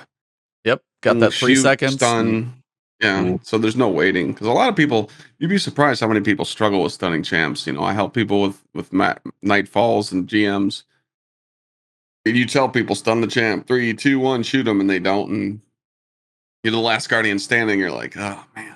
Oh, Here we go again. if you can get through a master lost sector with overload captains, you'll figure it out because you'll have to by then. Those piss me off. Overloads will get you. Oh, Yeah, those guys, they're my least favorite. Like barrier, I get. And it's like they're kind of annoying. If like a servitor teleports and then puts his shield up and you can't see him, it's just frustrating. But the overload captains, like if you look at them funny while they're stunned, they're back at it again. They're always done and they start full auto. Yeah. You're dead. Yep. They absolutely just kind of vaporize you. It's not even funny. So no doubt. Real quick, E and Clyde, I just want to ask you quick. Like, what's the load like? What's your loadouts that it's been hard for you? Like, you've been really getting into a good pocket with, as far as like all 3 slots. Like, what's been like the go-to right now for you? Let's start with Clyde. My explosive payload, Firefly, Fatebringer. Yeah, I got one too. that thing's slapping. I can't wait to get a time lost. I hope these time lost weapons can run the adept mods because that's going to be huge. Yeah. So, that the Fatebringer is just it feels really good. I like the stagger of explosive payload. I've always used explosive payload in endgame, even on my scout rifles or any guns that I use to stun champs. Explosive payload's good. Or if you're in a GM and a Vandal's trying to snipe you in a Hobgoblin, that explosive payload kind of stuns them. I've been rocking Truth Teller. I got a blinding nades, auto loading, quick draw one. Just because I just swap it real quick. Okay. Yep. For that with anarchy, so I'm literally just destroying everything with it. It's I would tell you what, man, I've been having fun with this the seasonal fusion rifle. Composure. I like no composure, bro. I do. Yeah, null composure. I mean, I've been slapping Atheon around with it. We've been showing people how to one phase. Because you just need a gun that's just consistent damage, and we've been, pretty much been phasing Atheon with it. We did. I've done a couple one phase runs for video testing, and then some teams have been coming really close. But Anarchy is just hard for me to take off. You know, Yeah. it's In-game. it's my favorite gun in the game, but Ah. I don't. The ammo economy needs to be nerfed because you just Yo, it's too much. Yo, I'm glad play you said that. sloppy with it. Yeah, like they give you a lot of anarchy, bro. Is it Like I feel 24 like or I never 28 run if you out. max out reserves? You can get it up to 31. Oh man, Yeah, I that's feel a like lot. you should only have 12 to 18 shots. That's it. Yeah, anarchy is a Like lot. 12 is 2 clips. It makes you play more consistent. Like makes you play. You know, and it would give us a reason to run like aeons. Like it would make you think more about the game Yes. and what your choices are on ammo, because I mean seasons ago it was all about special finisher, special finisher, special finisher. We need more special or Izanagi's, but now it's just, oh, I got plenty of heavy. Let's just nuke this guy. You know? Yeah. No, you're right. You're right. E, But that what you- loadout is Mhm. loadout's good. There's some other ones I haven't tried. I haven't tried the crown splitter loadout yet. I really haven't messed with that. I've ran it a couple times, but I still can't get a good roll on that thing. Gotcha. it's I think the best roll I got right now is relentless vorpal. Oh, nice. I can't get one with Vorpal to save my life. That's the one you're looking for. That's awesome. So Ooh. it's decent, but it's just, you know, anarchy's just the play. You know, I'll throw on secession sniper for some, you know, Okay. gigs, and but That's the pull out flow, his right? Zanagi in a while. That feels good. Yeah, I miss Izzy. So E, what about you? What's the loadouts for you right now? That's been like heavy rotation. I've been doing a lot of lost sector grinding, so it varies on the champions that you got to kill. Mhm. Overload, yeah, I got an explosive firefly. What we doing? Bringer. I got one of those Okay. too. Shit, totally Damn. lucky. I will say if you use the firefly explosion on a normal enemy, can stun a champion, which is kind of interesting. That's actually fun to notice.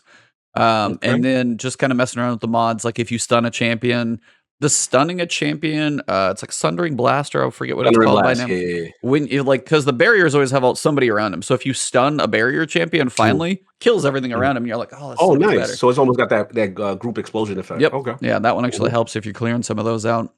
Mhm. Yeah, Fatebringer's been good. As I said, like Salvagers is hard for me to take off. Yeah, I love my grenade salvagers, launchers. bro. After I went through the mountaintop quest, like I'm better at those than I was too. doing. What was it? The Expunge Labyrinth, and I was taking out the hobgoblins with the grenade launcher, just bombing it far Oh, away, shit, and just. now you're just showing off. But it's just like, I mean, it's fun Send just that to thing like, full send. yeah, just send it all the way out there and be like, bink, and I'm like, and people like, dude, you got some. Even one or two comments were like, those are some good grenade shots. I'm like, a lot of practice. So that's why I was like, I love that, because then I paired that with Breach and Clear. I can put anything on heavy. It's still legendary. It gives me openness for my exotics. So whether it's Xenophage, if I'm not trying to go Xeno's popular for me. Just it's because 32, 34 shots. If you get, and I'll run like Scavenger, Ammo Finder, double reserves, and just even if Famine is on, that seems to help me still get enough ammo where it's viable. And it hits like a truck. So yeah, it still hits hard. Still good for oracles, all that. What's the second exotic heavy or other heavy that you use outside of Xeno? So it's like, I try not to use Anarchy because I try not to crutch on it. I know it's good, believe me. Like, I try not to use it, mostly because when I'm making the videos, I'm like, hey, I know most of you don't have this, so I'm not going to use it. If you have it and it's arc burn, use the damn weapon because it's good, but I try not to. And it'll be anything from He's in Vengeance. I got a good roll on that one. Just random legendaries that I'll go through for heavy. Curious of the Falling Star. The rockets have been fun. Yeah, rockets have been nice. Whether it's He's in, whether it's just Bad Omens, like depends on the burn is what I'll switch to. And then like as the burn rotates, you're like, hey, let me go find like a void scout rifle. There's one. You like start noticing where sunsetting like eliminates stuff. Vouchsafe is another one. So. The one from Crow, the Season of the Hunt. Yeah, that's one. Yeah, that's the one I mostly know about. Yeah, it's this like a season 180 or something like that. Yeah, and then this season Vouchsafe from Dreaming City is actually back and viable. So I don't even have one of those again. That's old, but yeah, I mean, it's like if I could use Salvagers, it's in there. That's like my hardest one to take off because the chain reaction with Breach and Clear just gives me flexibility on basically everything. So that's using the mod to bust out the chain reaction, right? The energy accelerant. Yo, I get excited when I see them all grouped up and I shoot the salvo. Ooh. Yeah, between that and then you pair that with Firefly. Yep, they just vaporize. I love it. So it's fun to see stuff explode, and we got a lot of ways to do that right now. So no doubt. So what's going on with this game, man? This game, Well, at this point, we are kind of in the weekly tune in Tuesday for the story. Tune in for your next episode of story. And then once you're done with the story about an hour and a half later, then it's like, all right, what are you going to go do? We are kind of at that point for, you got the VOG challenges, which are out. They seem too early for this. It's too early to be at this point. It's a Tuesday game. I mean, am I True, wrong though? right. Like, am I wrong? You're not wrong. I called this out. I said it was going to be a Tuesday game before the season dropped, and people thought I was lying. You're right. You remember me? Like, I was like, hey, we get one weekly mission each week going through. And then, you're going to have your VOG challenges. You're going to have your Solstice of Here. Is that what this one is? Yeah. You're going to have the, seasonal event. But I'm like, we're 2 months from the end of the season and we're where we are. So, I mean, depending on how dedicated you are for the challenges and then how long the story takes, if there's, 7 expunges, we'll get to week 9 and check out till epilogue, depending. And I'm with you. It's like this is where like play what you want to play has been a great thing for me because Tuesday can still be a Destiny day. I can do variety on other stuff, and it's been a lot healthier. So, but yeah, VOG challenges started. So I know those were the ones that people kind of figured out on day one. Those have been plenty of guides have been out there. I've seen some of those. I went through Fallout once and did a lot of them. I would say the Gatekeeper is the hardest. The Gatekeeper challenge seems to be with the timing of everything is the only one we didn't do, just kind of haphazardly trying to get them done. Everything else just kind of happened. Even Atheon, even though, I take that back. I think we glitched Atheon. I don't think you can do that anymore. So those two will probably be hard, but challenges. Yeah. But then the question is going to be, you got Master difficulty Nightfalls, and then Grandmaster is coming around the corner. Shout out to GSXRCLYDE's vacation, because he's going to be taking a breather. Yeah, dude, I'm missing a lot. I'm not even going to be here. I'm not even going to be here for Master VOG Day. Oh wow. Wow. I'm going. Streamers taking a day off. Now you need it. That's okay. I'm going Wednesday to Sunday to Orlando, and then I come back, and then I stream Monday to Friday, and then I leave Saturday, July 3rd for Hilton Head, South Carolina. Nice. So doing a 5-day and a 5-day. So yeah, I'm gonna be gone and miss it, but gotta do life. Still just a game. Yeah, man. Need it. Yeah. Charge the battery. So I've been pushing the GMs on people like, look, go get your golf balls, go get all your stuff you need, and there's no excuse for people not to be 1335 because all the XP you get from the Fortnite book, You disrespect the season challenge book. You see like 8x drop in there, and you get like 4 levels. You called it the Fortnite book, that's wild. Well, it originally started with Destiny. Bungie actually invented the seasonal book. If you go back to Rise of Iron, yep, yes, that was the first one. So all the other games copied Destiny. All these books, these seasonal challenges, that was originally started by Bungie. You're right. So yeah, it's it's cool, but I'm excited. I mean that you get that seasonal sniper this season. You can get the triple tap Vorpal on it and put the Adept big ones on it. That might be cool. I thought Hung Jury was cool at first, but then I realized that the 180 scouts are just rough. Yeah. Hung Jury not getting its love. Yeah, I like the box. It's not getting the love. It's not that great. I mean, it's good for oracles when I'm involved, but I don't really use it outside of certain encounters. I don't really use mine anymore. Yeah. Plug 1 doing anything for either of you guys? What? I like the archetype because the fusion. Yeah, I deleted them all. Literally, just I'm not a big fusion person. That's why it's funny using Null Composure. But I just literally show people that it's easy to use because a lot of people struggle with DPS on Atheon. I'm like, look, you just hip fire this thing. That's not bad. It's a nice way. So I wanted to ask you, as you do a ton of GMs, that is kind of one thing you're known for. Where are you at with GMs? Obviously, those don't seem to be as much of a struggle for you. You've kind of got them down to a science. Do you think they're in a good spot? Do you think they're worth the time you put in? Would you like to see them? I'm looking out to like Witch Queen. Obviously, nothing's going to happen too soon. But it's like, do you think stuff like Master difficulty, whether it be raids for time lost weapons from Adept mods, or Grandmasters now with some of these coming in, do you think they're in a good spot? Do you think there could be more? Where are you sitting on just the state of this, top tier stuff? I mean, for loot wise, it's the best loot in the game because you can do some grandmasters in 12 minutes or less. I mean, there's some run you can run sub 10. But let's just say an average team's running 13, 14 minutes. Well, you're not running a trials card in 14 minutes unless you're on the juice.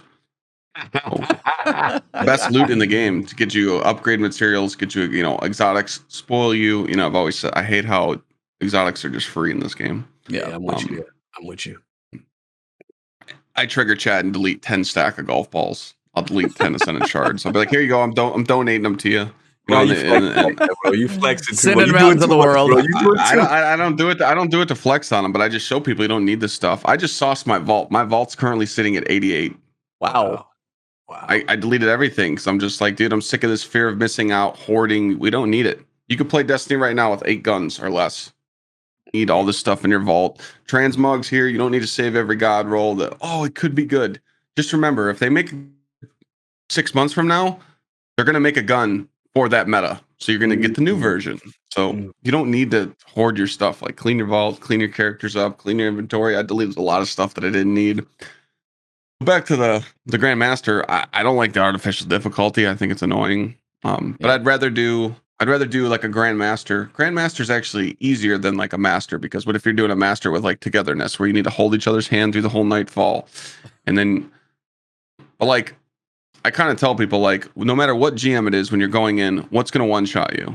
Is there hobgoblins? Is there splicer shanks? Is there vandals? Like, what's in that nightfall that's going to one shot you? So you find out what those enemies are, and you stay away from them. Gladiators, stay away from them. Minotaurs, splash damage. But it just gets to the point where it's just really, really annoying. And I think people aren't used to trying. I see a lot of people come in and we load it up and they take it as a joke. I'm like, and the first thing I say is don't push up there, you're gonna die. And they just don't listen and they get sauced. And I'm like, hey, we're gonna restart. Well, why? I'm like, because you didn't listen. Yeah.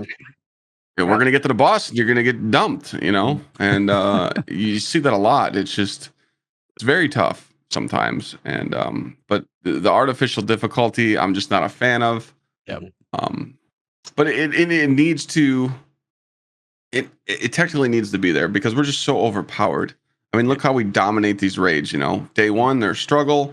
Day 2, everything gets deleted, and everything falls over. We're just too strong for the meta, and it's good to feel that way. But man, it's just the challenge is just not there with artificial difficulty in my mind, and that's why I keep telling everybody, I mean, I'm true to the game. I've streamed it for over 5 years. I've played it longer. Everyone's like, "Oh, Master Vogue's going to be nice." It's like, load up a Master Nightfall and look at those difficulty, those modifiers. Yeah, that's what you're going to see in a Master Vogue. Right. I think with the Master Vogue, they need to go smart. I think they should put a 10 level cap. So instead of contest, we're at 20 below.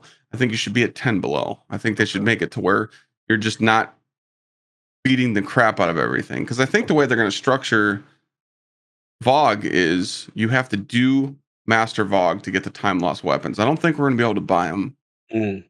Yeah, that would make sense. You're going to have to do the activity. So if we have to do them, make it seem like we're actually like earning them, than to just, you got to be careful saying that word handout, get canceled on Twitter. Like no, but I mean, that's, but, I feel like, shout out to Clyde for that. I feel like I don't want to say generation, but it was like old Nintendo games kicked your butt and they were like 30 minutes long if you could speedrun them. So it's like they were designed to destroy you, to make you learn, very unforgiving, like 2 lives and you start out. Like there was no easy mode to those. So now it's like, same thing. That's what you said, Elden Ring. I'm like, dude, I'm so excited because, it's punishing, but also the most reward. It's like the biggest roller coaster because you're like, I've been beaten down. I never thought I'd get into that kind of stuff, but I did, and I played Dark Souls 3 and enjoyed it. But yeah, it's just content like that. And, back to the Grandmaster thing, it's a great way. I think it's cool knowing what you're grinding for. Hey, this gun's this week, you're grinding. That's I always talk about that. Like when you look at your director of the screen, why are you playing the game? In Crucible because I want a frozen orbit, or you're grinding Gambit because you want to face a meatball every match, and it's the same map for the last 2 years. We love Gambit. But you're getting a submachine gun, or you're grinding strikes and you're trying to get the new GL, or you're trying to get a rocket launcher. Like, There needs to be reasons why you're grinding, playlists, why you're doing activities. So you know when you go into the Nightfall playlist, you're grinding multiple things. You know, you're trying to get exotics. You're maybe grinding shards. You're grinding upgrade materials. You're getting golf balls.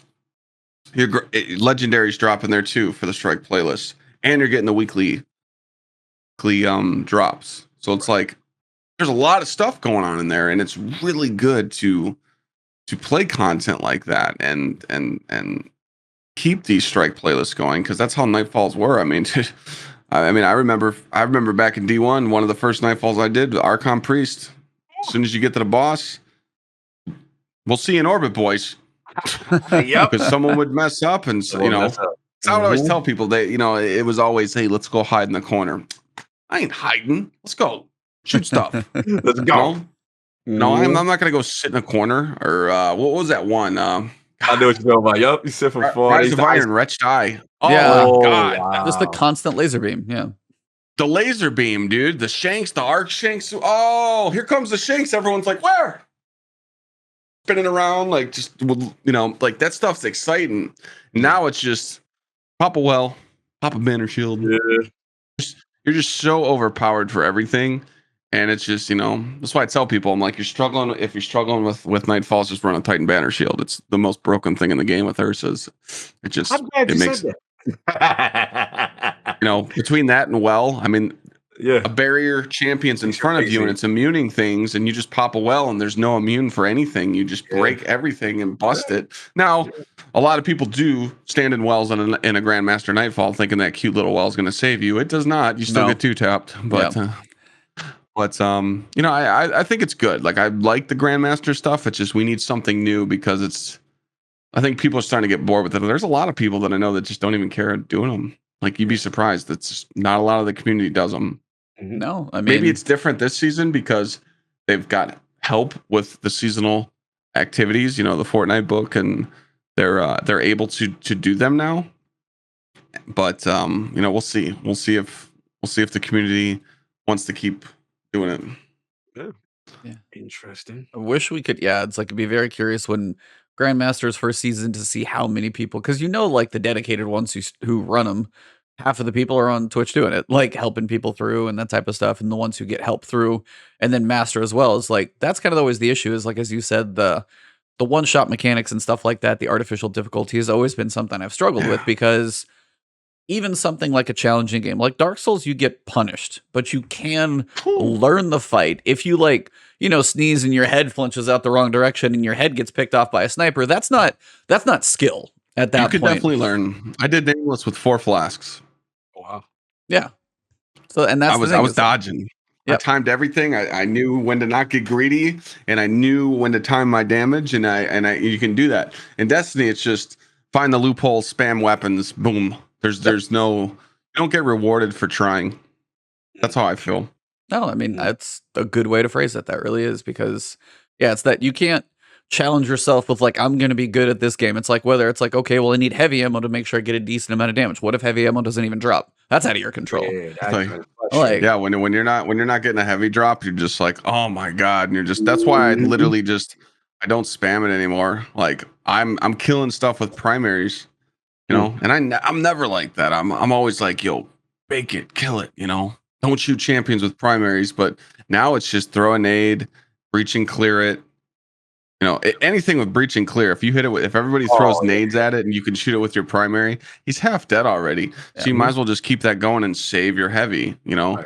But like, there's really no reason to. I don't really. When Aeons came out, everyone's like, Clyde, run Aeons. I did every GM, all my helps without Aeons. I probably did 5 runs with Aeons on, because I was just like, you don't need it. You don't need that stuff. People just need to know, hey, you know what? Make sure your right side matches your left. I always tell people that. Make sure you got your ammo finders on, your scavengers, your reserves. People don't pay it. No one pays attention to that, by the way. No one pays attention to their mods. People join me and I'm like, your mods are all jacked. Yep. They don't care. Yeah. They don't care. That's the intro to every one of my Lost Sector videos. I'm like, make sure this is covered. Here's why. Don't forget your mods, reserves, they don't ammo masterwork their finders. stuff. They don't pay attention to their stats. They just don't care. And I'm just like, good point. You're like, okay, I really am going to be over carrying you today. So here we go. Yeah, Yeah. What that about is you, real. Cog? I know you're like, What's up, bro? I know Vogue obviously dropped. You've been playing that some stuff like that. Where are you? Is Mhm. Master intriguing to you at all? Yeah, I mean, I want to see what's going on. I mean, I always feel like they need to add the always feel like they need to add the rewards to match the difficulty. And I want to see the reason to kind of grind and do the challenges stuff. Like, one of the cool things from like Taken King and all that good stuff was those challenge modes, was those harder modes. You know what I'm saying? If you're gonna put contest mode in and then after week one, we're literally destroying every boss, then it takes the fun out of it. So they Yep. need that, yeah, they need that aspirational content so that the hardcore people who still want that challenge, that want that grind, and then you get rewarded, adept weapons, the extra little, pluses and minuses that let you, tweak. I love that stuff. So I want them to continue with it. I want them to definitely like go in that direction, especially with raids. Because like shout out to Back for that, he and my clan. And it's like, after a while, like once like Clyde said it back, once you find whatever the cheese, the loadout, you are going to melt. It is a joke what we do in the Templar. Like we just sit there and it's just like we don't even move Yeah. around one spot. All right, let's melt them out now. Like it gets Yeah, it I mean, gets Templari, I mean, literally kill them in what 4 seconds now. yes, it's crazy. So that's why Yeah. I do want that. I want the adept kind of stuff. I also, and I'm gonna preach this. I really miss like looking like a boss. Like I'm tired of Tess having all the fly stuff. You know what I'm saying? I miss Age of Triumph D1 looks, the over the top. So reward the people who's doing that content so they come through the town. Cause I remember I was that guy in the town, like, yo, what that person got on, You like, said, yo, wait. I'm gonna cut you off here. Are you yeah. saying cater to the hardcore players? Because if you're saying that, you'll get roasted by the noob lights. Listen, I'm You always get gonna roasted, man. I say this listen. all the time. Like all this stuff, hey, if you didn't play if you didn't play 3 seasons ago, you don't deserve to rock the weapons I have. You don't deserve to have the mods I have. I tweeted the other day. I'm like, protective lights for sale. If you don't go Oh buy yeah, I it, saw that. Oh Yep. yeah. Yeah, I saw if that. you don't go get protective light, that's on you. It's the most broken mod in the game, and it's just and people always say that, and I hear that excuse a lot because Mhm. people just come in and they go, well, I didn't play. I don't have this. I don't have this. Right. Nope, don't have this gun either. And it's just like it's really tough right now. And I'm starting to Yeah. see that pattern a lot. People are like, I don't have anarchy, I don't have this, I don't have this, and I'm just like, hey, Templar farm, you got to hit it now. Yeah. Put in And the then work. 2 weeks later, they come in the chat and they're like, I still don't have it. And I'm like, lazy. I'm just being honest. You're being lazy. What's it going to take for me to do Templar farming on stream and show people, hey, this is how you can get, I'm sitting on, I think I'm sitting on like 940 spoils right now. I'm just stacking Ooh. mine. Just chilling. I'm not, Mhm. I'm trying to see if we can use them for master.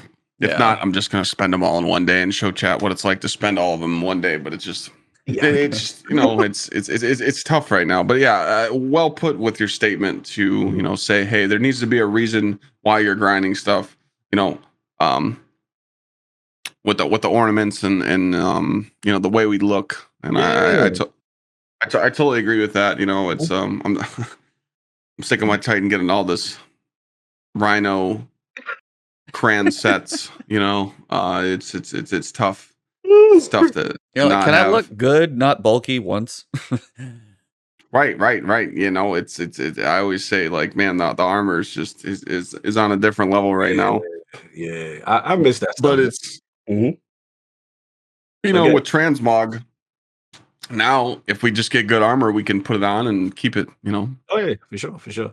Yeah, like as I said, all I want is because at the end of the day, I do miss, you know, having to put in the work a little bit to get something because you feel that sense of accomplishment. You see, like, yo, I put in that work. I remember again, I always tell you, your mountaintop story. I know you don't like PvP, right? But I remember the mountaintop recluse meta, and you like, yo, I got to get in there. And I'm a PvP guy, so it really bothers me that PvP doesn't get that love that PvE gets to have that aspirational content. Yeah, Because that's a whole podcast in itself. yeah, we could go on that, but you know what it is. Because if you put that, again, people who complain, when you put Mountain Top and Recluse in there, we was in them glories. We was in that, all day It was trying such to. a boring meta. It was boring, but it made us at least play PvP. It made us say, okay, I got to at least try because everybody's got this You game. guys, You guys, see, I was smart. I was on Asia servers shooting my clanmates. I got mine in 20 minutes. So I got my mountaintop. Work smart, not hard. Savage.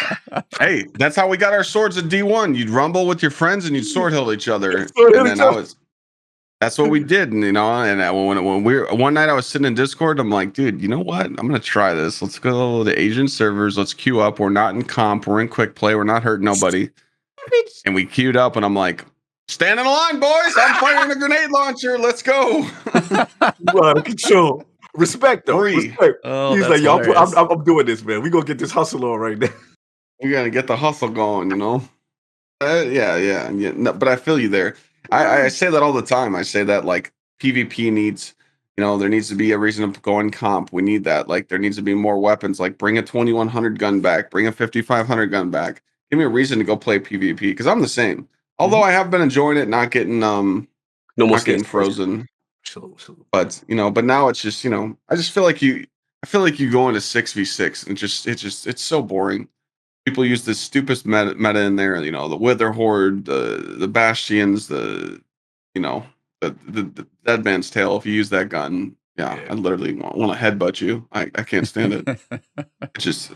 I'm telling you, you're going to be lazy because I used Recluse for that whole meta. And I deleted I deleted one with over 100,000 kills, and the second one I deleted was like 80,000. The third one I have in my vault still, it's like got 130. So I've killed a lot of ads with Recluse. Yep. And when I stopped using Recluse, my aim was jacked because you were just used to just spraying it around, Yeah. So like when people stop using DMT, when they finally when they nerf that, I'm gonna laugh. Yeah. Like because I was doing that the other day. I was in PvP. And I was telling Chad, I'm like, I'm not going to use a secondary. I'm going to use all kinetic. Like I'm going to use all. I was using my my igneous hammer, but I'm like, I'm just going to use primary. I want to get my primary shots. And I was clicking heads, but like, I just wish there was a reason to play better. A reason to want to get better at the game. Yep. I feel you. Yeah, I mean, Witch Queen feels like the time that it is. But hopefully we get those incentives back because obviously nothing's going to happen in a season on anything that dramatic. But that does feel like the time where PvP does need some love. I mean, people say it's like, 600 days since we got a map, and those numbers come up, and every so often you read them, and you're like, damn, that is a lot. Like, you see the number, and then even Gambit maps, it's been even longer, and then we lost some of those, and I know the Destiny content vault's there. Yeah. Yeah, it's been a minute. I was like, shout out to the Fortnite book now. Apparently that's going to be a phrase. Yeah, I'm calling that. That's the new joint. I never heard that. But like, since not all of the seasonal challenges are retroactive, I have not touched Gambit one time. So if I am going to do my seasonal challenges, I'm going to do it when every seasonal challenge is open. So I do it once because last season I got all the ranks when it was like triple infamy. And then later on, it's like, hey, now go get 40 invader kills. I was like, I'm done. I was so mad that it didn't count anything else. I was just like, if you're going to put stuff out there and I put that much time in and 0 of those count, every so often you go and you're like, oh man, you got 3 invasion kills. Cool. Like 8 in one game. And you're like, awesome. That meant nothing. I'm like, I'm not touching Gambit till that's done. But going back to what you guys are saying, like having things be rewarding, whether it's the weapons in Crucible, whether it's, Nightfalls and things like that. Here's a question for you. Is just one I've always joked about on chat. I'm kind of curious your thoughts for like GM rewards, GMs or masters or things of that level. When you get up to that level, would you say like armor drops? You get armor all the time, especially you're rolling in so many exotics you don't even know what to do with them. Would you like to see to have a chance for say legendary armor drop with say 12? Like I'm trying to think of things that are within the game that won't totally break it, but give you a little more freedom. Say armor that drops with like 12 energy, so you can mess around with a little bit more mods, have a little more freedom to go a little deeper, or weapons that have double perks on things, so you have a chance at those other rolls. Because I know we get a few from the season pass this time, but would that be something that gives you a little more, or is that even enough for you to say the juice is worth the squeeze? Incentive to play. I'm all about that. I'm all about new stuff. Yeah, like 12 energy armor, stuff like that, God damn, you were good for an hour. But yeah, just more incentive to play. I like the weapons, but we need more. The exotic drops just have to be toned down. It's to the point where it's just like, man, you just don't need them. Well, you're deleting them all. EK's Golden Vault's the prime example of that. Yeah. I had about 250 exotics in my vault, and I sauced them. I just deleted them all. I kept like 30 of the best rolls I had. Like in my vault right now, there's one piece exotic I use, and it's my best roll. So if I'm doing GMs this season or I'm doing milestones this season and I get a better roll, I swap them out. Delete the old one, put the new one. So, it's but yeah, I agree. Like anything to give us loot incentive to play, I'm all about it. And anything that's new in the game, it just takes. It's that easy. It's that easy to add something in the game to give us the grind, and that's why I get so mad, because it's just like I get so mad that these summits go on and these creators get to go. I'm not cool enough. Wait, Clyde, you ain't get the call. You ain't get the draft call. I've never done a summit. I've never been to Bungie. Nothing. I'm not cool enough, man. He's too real. Hey, Chad knows what I'm talking about. You don't see no knee pads here. Oh, damn! Oh no! Oh no! Be nice, Clyde. I can't let you throw that shot like that. Do the shot. No knee pads here. Oh, but, I got to hit the mic drop, But yeah, you got it. That was cold. That was cold blood. I see what you did right there. But no, it's just like why don't you like me? Like you need to speak up about this stuff. Like me, I'm a savage. If you present, hey, Clyde, what do you think about this next season for this, and this? Throw it away. Throw it in the trash. Idea sucks. You need that. If it's shitty content and it's crap rewards, get this crap out of here. Don't set yourself up for failure. Yeah, time investment. Don't set yourself up for failure. And the opportunity's there. I just want to see more reason to play PvE and PvP and not make it like a Tuesday game. All right. So let me back you up, because you're dropping balls right now. But my thing is, hypothetically, if Clyde got the call and we with the sandbox team, right? And they like, yo, Clyde, we want your feedback. PvP. Let's start with PvP first. You know what I'm saying? What are we doing? What suggestions are you giving the team? Let's go. Sorry, I'm trying to keep the dog quiet. That's cool. First thing right off the bat for PvP, 6 new maps minimum. If you could do 2, people are going to leave queues and just get the new map. Then they're going to get bored of it and whine on Twitter, whine on Reddit that there's nothing to do in the game. They're bored of the new maps. They're going to crucify it. So Bungie can't win that. Teeter-totter effect. You make these people happy, these people get mad. You try and do this, same thing. Fair. Continue. Guns only playlist, no abilities. Oh, yes. Fire. I'm with I this. like momentum control teases at that a little bit. You get some spamming of like Jade Rabbit, but yeah, it's like more. That'd be really cool. All right, I like that. I like that. One more. One more. The first 2 were fire. Power me and tokens in trials. There should be an umbral system set up to where I go to interact with Saint 14 and it says you're going to get a legacy helmet and a legacy weapon. Bing. So I'm not getting old stuff. I'm not just getting new stuff. If I want the igneous hammer or a Titan chest piece or a warlock chest piece, it should be an engram. Shut up! Sorry, chat. I gotta yell at him. He's an idiot. He doesn't do this. Usually he's not loud until noon, and it's 11 a.m. for me. We get it. But yeah, we need more tokens for that. I know everyone says anti-cheat, but no matter what, Bungie can release the best anti-cheat. There's still going to be cheaters, guys. Why? Because it's money. People are just going to pay money. These cheaters are making thousands and thousands of dollars every weekend because the community likes to do what we call a recov. Pinch for that stuff. It makes me mad. I don't even want to talk about it. All right, fair enough. PvE. Now with the summit conference coming back around now. What's the 3 changes you want the most? You're speaking to Bungie right now. You got the summit. Knee pads off though. Bungie right now on PvE. Hard mode raids, no res tokens, stop being pussies. Sorry. Oh, we going hardcore. We've only had 1 hard mode raid in Destiny 2, and that is Prestige Leviathan. Every single encounter had different mechanics. Good point. Okay. We need that.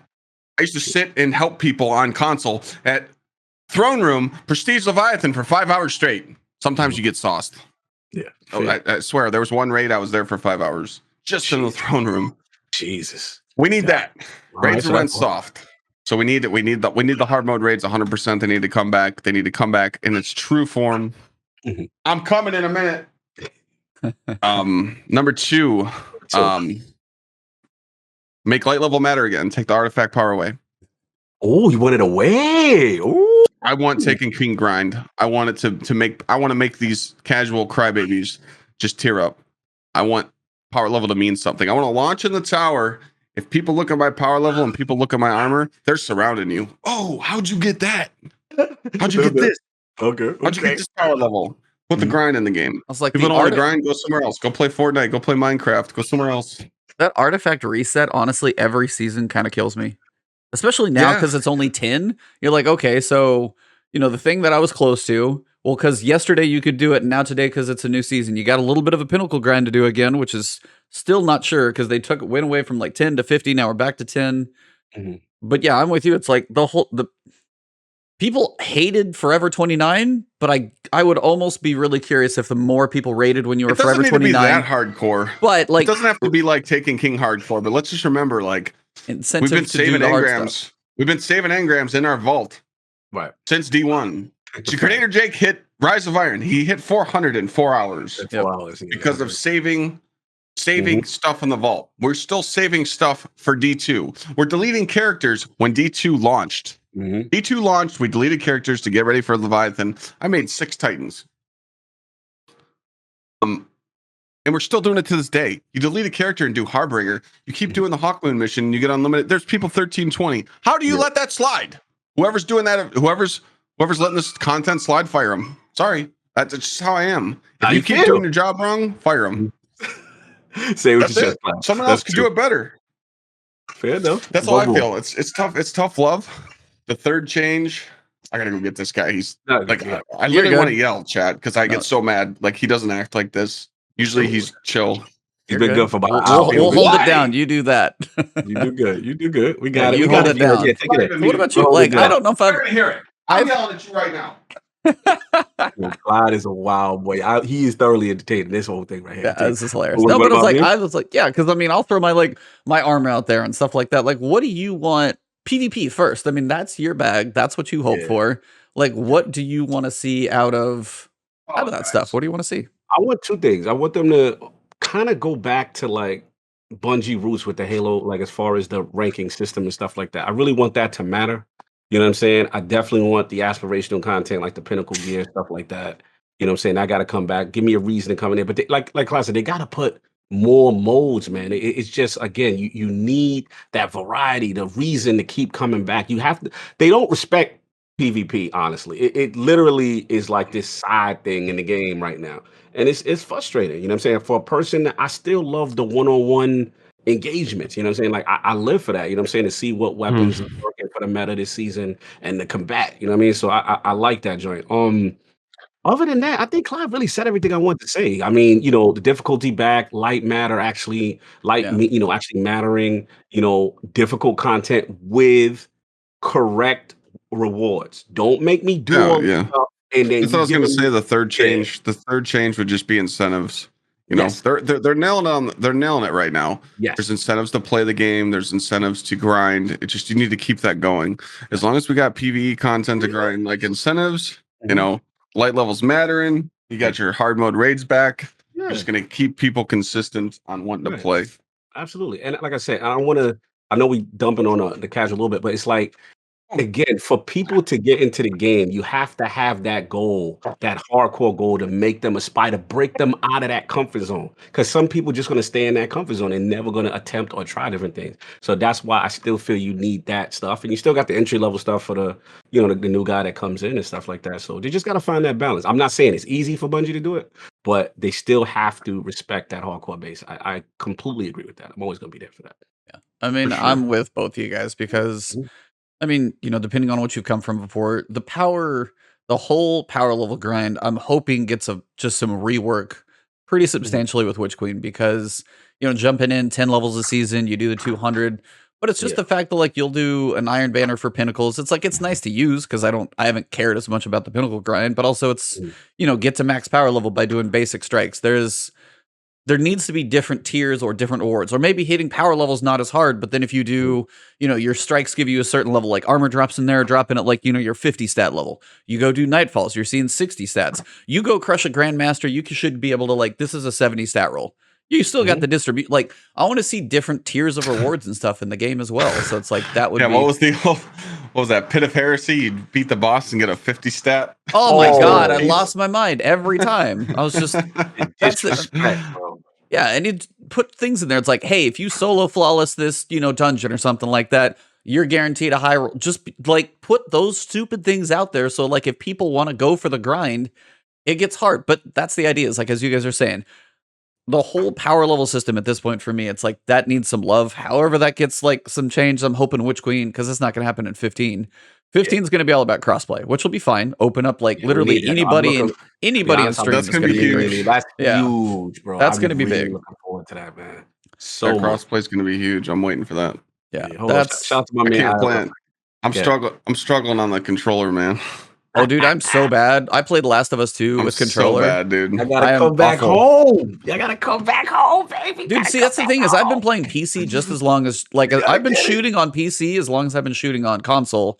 Because like Rainbow Six on PC stuff, I've been doing that just as long. So for me, it's like it's always been the better way to shoot. So it's never been like I'll get through it, but I suck. But the cool thing is the communities. I just like the communities coming together. Everybody finally, clans. Even me and you, obviously I've been back on. Yeah, I was gonna be like, hey, do you want to raid? And you're like, yeah, maybe next season. We can't even raid because of the joint. So it's like, all my clan was on Xbox, right? And then E, shout out to him. He's like, bro, you got to hook up your streaming situation. I'm gonna get you, a rig, and as far as specking it out, so I can, be a better content creator. So he did the worst thing ever. Like he hooks me up, and then he's like, yo, there's no excuse. D2 is free on PC. What's up? So I'm like, oh, he set you up. I'm like, damn. I didn't want to do it because I knew if I saw 60 frames, it was over, right? So I get it, and I'm like, oh, I'm leaving my clan. I'm over here. I'm still in my clan, but I'm playing PC primarily. So I did that for a whole season. So all my console guys, they're mad, like, oh, you left us. I'm like, you do not understand. When you see you can't go back to the foggy FPS, molasses. I said, I'm not doing that 30 frames molasses no more. We're not doing that. Yeah, when I seen 1440p, 144 frames, I'm like, lied to. I'm like, I've been lied to, bro. I was in the VIP section of the club. I was chilling. I was like, yo, I'm over here, y'all. But y'all, I was like, I can see everything, and then the field of view, I always make the joke. I can see my ankles. I can see my ankles now. I can see my Titan and my Titan's feet. But I play on both next gen consoles now, which are nice. But it's just I always tell people, like, there's no console war. There's no there's no which is better. The only reason that I like PC is because Discord makes it easy, And this is a huge topic that I've been trying to push in my Discord lately, because everyone's like, Clyde, did you see Discord is integrating with PlayStation and it's coming to PlayStation? I'm like, guys, I've been using Discord with PlayStation for 3 years. Where have you been? Yeah, you guys got your 2015 console mics plugged into your controller still.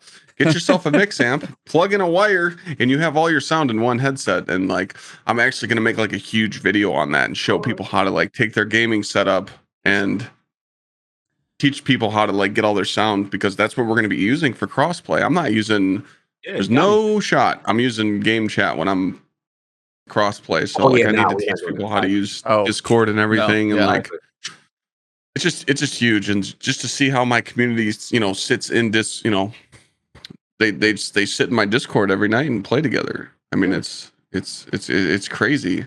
Like how they literally just sit in there every day and play together. And it's I'm trying to push that on the console community too. So, but I always still to this day, I still play on all platforms. I always told chat, hey, I know where I came from. I know I came from console. Okay, you going back to the hood, because don't act brand always new. Go now. back. You got a PC. I always go back because he left me. Yes, no, I always go back. I'll be on stream. People will be like, "Why aren't you playing on console?" I'm like, "Oh, you probably just missed the raffle." I was literally just doing a PlayStation or Xbox raid, like, So when the GMs come out, I got no problem with signing on the console and stuff. But I'm looking forward to crossplay. I think crossplay should have. Me personally, I think crossplay should have dropped with Beyond Light. But that's just me. No, I'm with you. I think, like I said, you know, I'm joking. I'm just messing Oh, with I you. know. But Yeah, it's as okay. far as that, like, I really think it's going to be huge for the game. I just all the communities coming together. Everybody, no one's getting broke apart. I got people still in my clan because now I came back to console because I was like, okay, y'all got 60 frames. Y'all got FOV on Series A. Okay, this is tolerable. I can do Destiny now, and it was in Game Pass, which made it really easy. So I'm like, all right, cool. But as far as like you were saying, it's like it's gonna be so cool for us to just rock. And then the only thing now is just, okay, what are we going to use the chat platform? Most likely it's got to be Discord because Yeah. mostly everybody in PC is on Discord. So let's do that. And I just want them to, if they could figure out fully integrating all the way, because like Clyde said, I do not want to do that in-game chat Nope. stuff. Nope. That's It's not a usually go. trash quality too. Yeah, absolutely, absolutely. But yeah, it's Yeah. gonna be big. It's gonna be big for again. That's the thing I'm looking forward to the most for sure. Yeah. It's like crossplay next season, and then like Witch Queen. So this is kind of this will. That was the wildest sound. That sound was like rah, rah, rah. You got chatty, chatty. He's, Oh, that's his amazing. dog force. He's spoiled, man. I got to Oh, play with them all day. That's all right. You got an energetic one. My Mhm. huskies actually Yeah. sleep more than people would We'll expect. go on a nice walk Yeah. today, Yeah. and then he'll chill out, and then I'll stream later, and he'll terrorize me. I was gonna say, just to kind of wrap this thing up, I wanted to ask you guys, where do you think within the year of 2022, since that's where we know it's kind of going to be, which queen is going to fall, and then how do you think that again pairs with season 15? Obviously, you know, crossplay is going to be big. Hey, you in chat, you want to play? Here's your joint code, or however they do it. Like that's going to be really cool. Figure out Discord, that's going to be awesome. So 15 will be obviously the lead in. We'll have, you know, crossplay being big, some story, but you know, still might feel like a Tuesday thing. I don't expect major stuff in 15. Witch Queen being as big as it's going to be, where do you see it falling? Where are you hoping for? And then obviously, do you think that's going to be just, you know, like a 7-month season? Yeah. I'm worried that it's going to be a 5, 6, 7 month season. I think Witch Queen's going to drop in February, right around that time. Mhm. It just seems. Yeah. I've been reading some stuff too. Hey, there's been Mhm. leaks where people have been talking. You know, Mhm. they're thinking around that era. So again, we can't believe anything, but it makes sense to be around that time because it is delayed till 2022. Yeah. I really hope that we don't go through a 7-month season, but it doesn't matter for me because I mean it's, you know, we'll be grinding no matter what. But think with them delaying it, there should be another season, in my opinion. Or you need like a banger. Skip Crota. If you're gonna bring back these old raids, we need a Wrath or a King's Fall. We need something to do. I feel that. So legacy. But, yeah, we need something. We need something to do because it's the community's gonna fight. And you know, I'm kind of good that it's doing that because I am trying to branch out into variety. So I'm excited to play Elden Ring in January. Oh, So hell I mean, yes. I'm going full send on launch for that. I'll Yeah. probably go 24 straight. So I'm excited for that stuff, you know. But other than that, you know, I was looking for God of War, but that got pushed back. Yeah. So, but you know, whatever they throw at us, I'm down. You know, people always tell me, how do you not get bored? It's a little different. I could just do strikes and talk to chat every day. So Yeah. But we need content. But we just got to buckle up. And this is what we were talking about earlier. We need the juice lore. We need the cutscenes that make us go nuts and talk about it for a month straight. We need that content, and I think they know this. They're not stupid. They know that they're about, you know, they're on the stand. You know, everybody's watching. Crossplay is going to launch, and people are going to go, "This isn't enough. What else do you got for us?" You know, So I think next season's going to really surprise us. My focus is, okay, August, we know the new season drops. What's it, August 24th or something? Yep. Second, something like that. 24th, same day as Kin of Bridge of Spirits. I was like, come on. Speaking of variety. Yeah. So that's the new season. Yeah, it's August 24th. I just looked. So I'm visioning November because by November, it's like, all right, you know, September, October, we enjoyed the new stuff. What do we do in November to February? Yeah, so that's that's kind of where I'm like worried. Yep. So there's going to be something in there that we need to pay attention to. So when they drop the roadmap for the next season, I'm going to be kind of focusing on that November, December mark because there's got to be something in there to make us want to go. As long as they put something in there, we're good to go. But I'm ready for the ride. If we got to go through a 5-month season, I'm ready. No doubt. Cog? Yeah.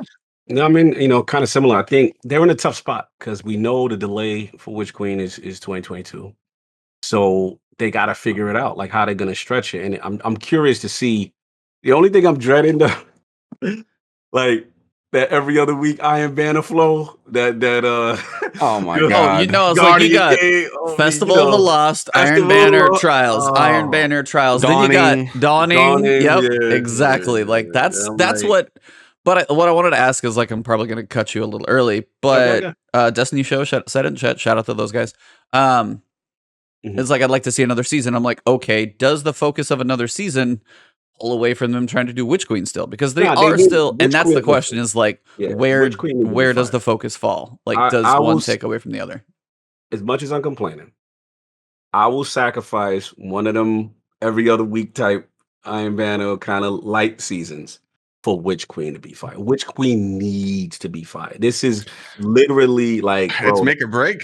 yeah, it's make or break. Like it taking King level, and then also I feel the perfect marketing. You throw King's Fall that season before, you get people worked up, you get the hype going. So maybe that season before, like how they did Vogue with this, you throw King's Fall back, you give the people the feel. You did it take King, now take Queens up. You do the night. One thing about Bungie, the marketing trailer is gonna be fire. Of course, The trailer is gonna be fire. We're gonna be pumped up. We're gonna be hyped. I'm like, all right.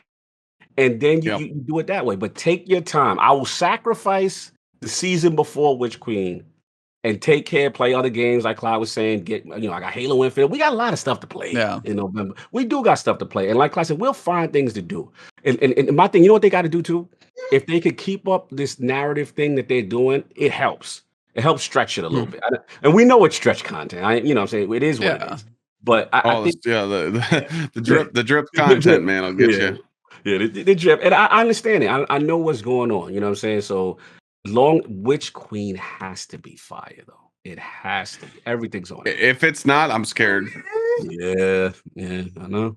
So, I mean, I'm always going to be true to the game, I mean, this is 7 years in. There's been if it's not fire, then you could there's become been a talks. Fortnite meme. There's been talks after Lightfall. There's still another 3 years. So, Yeah. I mean, there's some things there, but I think we just need to see everything that we just talked about. We need to see, general improvements of the game. We need to get off this Tiger engine ASAP. Oh, thank you. I think they're not going to update the engine until they drop the old gen consoles, though, because they just can't handle them. Bro, they need to do that. Me and E been saying that for the longest. So that's going to be that's going to be the make or break. Are they going to invest in the game? Because that would be Bungie investing in their game. If they give us new servers, not server maintenance, I don't want to see this. New engines. They give us a new engine. They're pretty much saying, "Hey, we're going all in. We're confident in this game making us money." But if they don't do it, I'm scared. I'm with you on that. I'm with you on that. Me, Eve, you've been preaching that. I'll give it back to you. You've been preaching that for the longest. Like we would love that new engine, man. Well, yeah, it's like they did the vault to move stuff out of here. We know the darkness like stripped away these planets. Solar system's not empty. We just can't apparently see it in the game right now. So it's like, what's the plan to bring some of those back? Like with a season, we have this just big gaping hole of darkness out there. So, but yeah, I mean, I'm with you guys completely. It's been performance issues since Beyond Light's just been terrible. Oh, on PC, yeah, it's been spotty. They keep mentioning it's on like PC, they keep mentioning, hey, it's something we're working on. It's like every time it's like, hey, we've got a little more optimization this time. But yeah, since Beyond Light, it got kind of screwed because it was like PC Destiny was so perfectly optimized. Like it ran amazing up until Beyond Light, and you could tell people it's like, dude, it just runs well. You may not be like whatever your computer can do, figure out the resolution, just smooth. Now you could have like beast mode rig, and you're still gonna be like, man, I'm getting some hiccups. Like I should not with what I've got. So, and that's kind of. I mean, I got this stasis monster, and it still drops frames. Yeah, like that's ridiculous. So, yeah, like for me, Witch Queen is where I'm looking because they mentioned at one point, hey, we don't want your armor to be every year we're going to renew it. Well, now you're at the point where armor seriously doesn't mean squat because if you've got a decent set of rolls and you've got, now nothing sunset, you have no purpose in me getting armor. So that that level of change, like you're telling me systematically armor has to be different, otherwise it's gonna just suck forever. That's half with transmog now, you're literally looking at stats. If it's not better than your gear, like if it's not a better rolled stat for your build, you're just deleting it. Yeah, that's a good point. You're not keeping anything anymore, and that's why I sauced my vault, just because if it's not benefiting your stats, there's no reason to keep it. So now it's tough to make stuff important in the game now. I have a funny feeling. Last point, I know we're gonna go left, but we're gonna end up. But I have a funny feeling they're gonna have to bring. People ain't gonna like this, but I got a funny feeling sunsetting gonna return. I got a funny feeling they're gonna try to sneak it back because they never really killed it. They just said for now we've listened. They did say for now. You know, and you never know. It's gonna get to the point where we're not gonna value a lot of things because, like saying like Clyde was saying, as far as the armor and stuff. I was surprised they walked sunsetting back. As much as I didn't like it, I was surprised they walked it back. So I'm curious because as things goes on, it's going to be. They didn't know how to get rid of Recluse and Mountaintop. Nope. Right. Correct. Literally why they sunset it and then they undid it. People cried and pissed because I literally went and built a dog. Yeah. Well, like I got crucified before and still probably do. What if they sunset Anarchy? Oh, you going there today? You doing it today? I mean, like, you doing it? You doing that exotic sunset today? That's my favorite. That's my favorite gun in the game, but I'm cool with it. Oh, we doing it. We doing it, Clyde. Like at this point, I'm cool with it.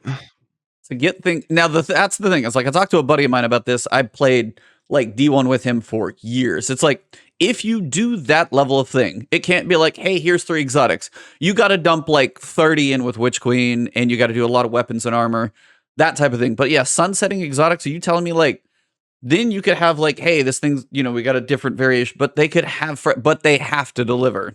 That's the key.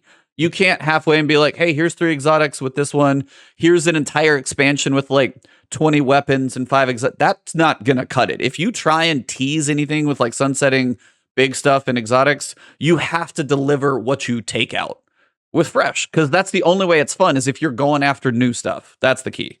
I'll get crucified for that. That's fine. But it's like, you listen, you've been consistent. You've been down on that square. I respect it.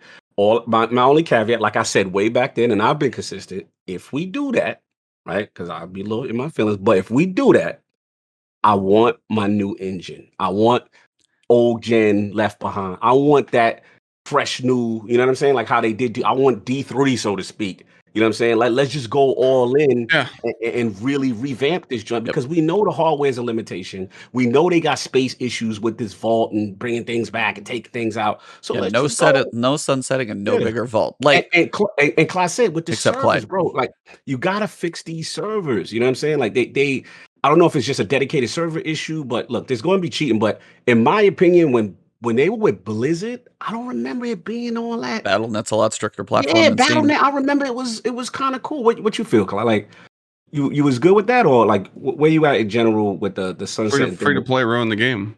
Ooh, there you go. That was the content. If you put free to play in the game, it should be the base game, and they shouldn't be doing any end game content. But you guys got to understand. I don't like talking about this because people are like, "Oh, you hate the hustle." The only reason I don't like talking about this is because people are like, "Oh, you hate the hustle," but it's recovs, man. When there's money involved, I mean, these people doing recovs making 3 Gs a weekend. 3 Gs. They're doing 100 accounts. They're doing $30 a pop. And you know what their excuse is? I can't get a job. You're lazy. Get a job. Stop being a bum. I was like, if they're doing that, they're working. But yeah, it's a different way to do it. But yeah. But I get it. You got to respect the hustle. But these people are literally getting paid to just do whatever they want. So that's what's funding the cheaters. Yeah. I mean, there's all AAA games have cheaters in them, no matter what. Of course. There's always going to be some. Yeah, that was we said that when Trials was coming back into Destiny 2, like we did our Thursday night crazy podcast after the TWAB or whatever we saw, and we were like, hey, we need to put a paywall, put it behind the season, do something, like do a long quest. I get it why Vault free to play, that's fine, but like Trials, no. Everything else, it should just have a base game, like base stuff to do, and it's just like, hey, here's an intro to the game. This is a demo. You know? Yep. And then if you want to run discounts to people that are new, if they have new accounts, if you want to run, want to run, hey, you're a new account. You know what? We're going to give you both DLCs for, $10 cheaper. I get that. But, we talk about this all the time. I think that's, and this is just me being me. Yeah, I think that Bungie's getting cocky.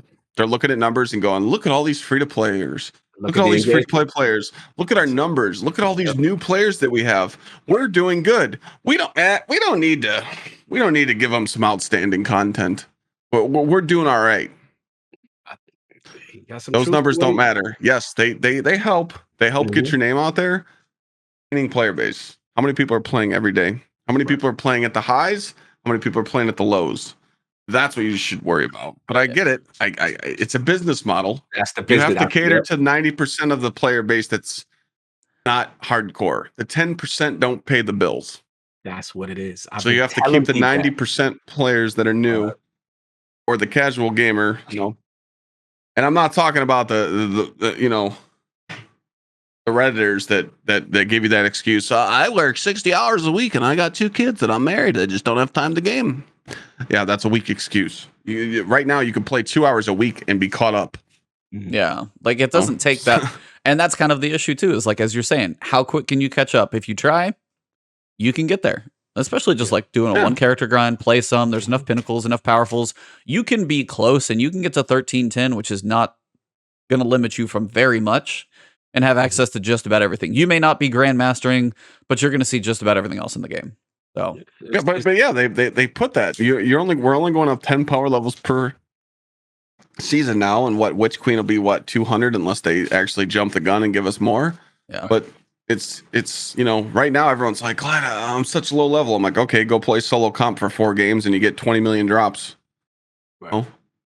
And once you do your comp games, if you don't want to play comp, just go do strike playlist. You'll be caught up. Yeah, just that the grind is there to be made. It's just and then everyone's like, oh, which guns? Which should we use? Well, which guns should we use? What should we? How do we get this? How do we get this? How do we get this? How can I get this? If you're watching right now or listening or whatever, and you play this game, wait for the season to drop. Get the guns, get the mods, like Protective Light, all this stuff that you missed out on, and then put it down. Get the guns, get everything you need for the season. Front load. Put the game down, so you're not coming back next season and go, oh, well, I don't have that gun. I don't have that mod. Problem solved. No? I mean, like I said, but I get it. Yeah. I get how people are. It's a love-hate relationship. We're so passionate about the game. We want it to do good, but we get mad at the little things.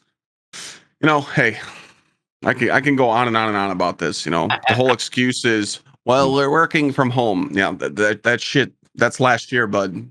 We're in 2021 now. Damn, Clyde, you going in on the come on, Clyde. Yeah, that's how I'm savage, dude. You savage. Get your ass back to work. I don't know what to tell you. You ought to see. This is why you ain't getting back into the summit. This is it. I'm just saying, man. Get back to work. Let's go. We got stuff to do. But I was like, for me, that's kind of why it's like, whether it's January, February, March, whatever Q1 22 is what they're shooting for. I just want it done right, because as you guys have said, Witch Queen really is kind of, I know it's like make or break, Destiny Killer, make or break. We've heard this so many times.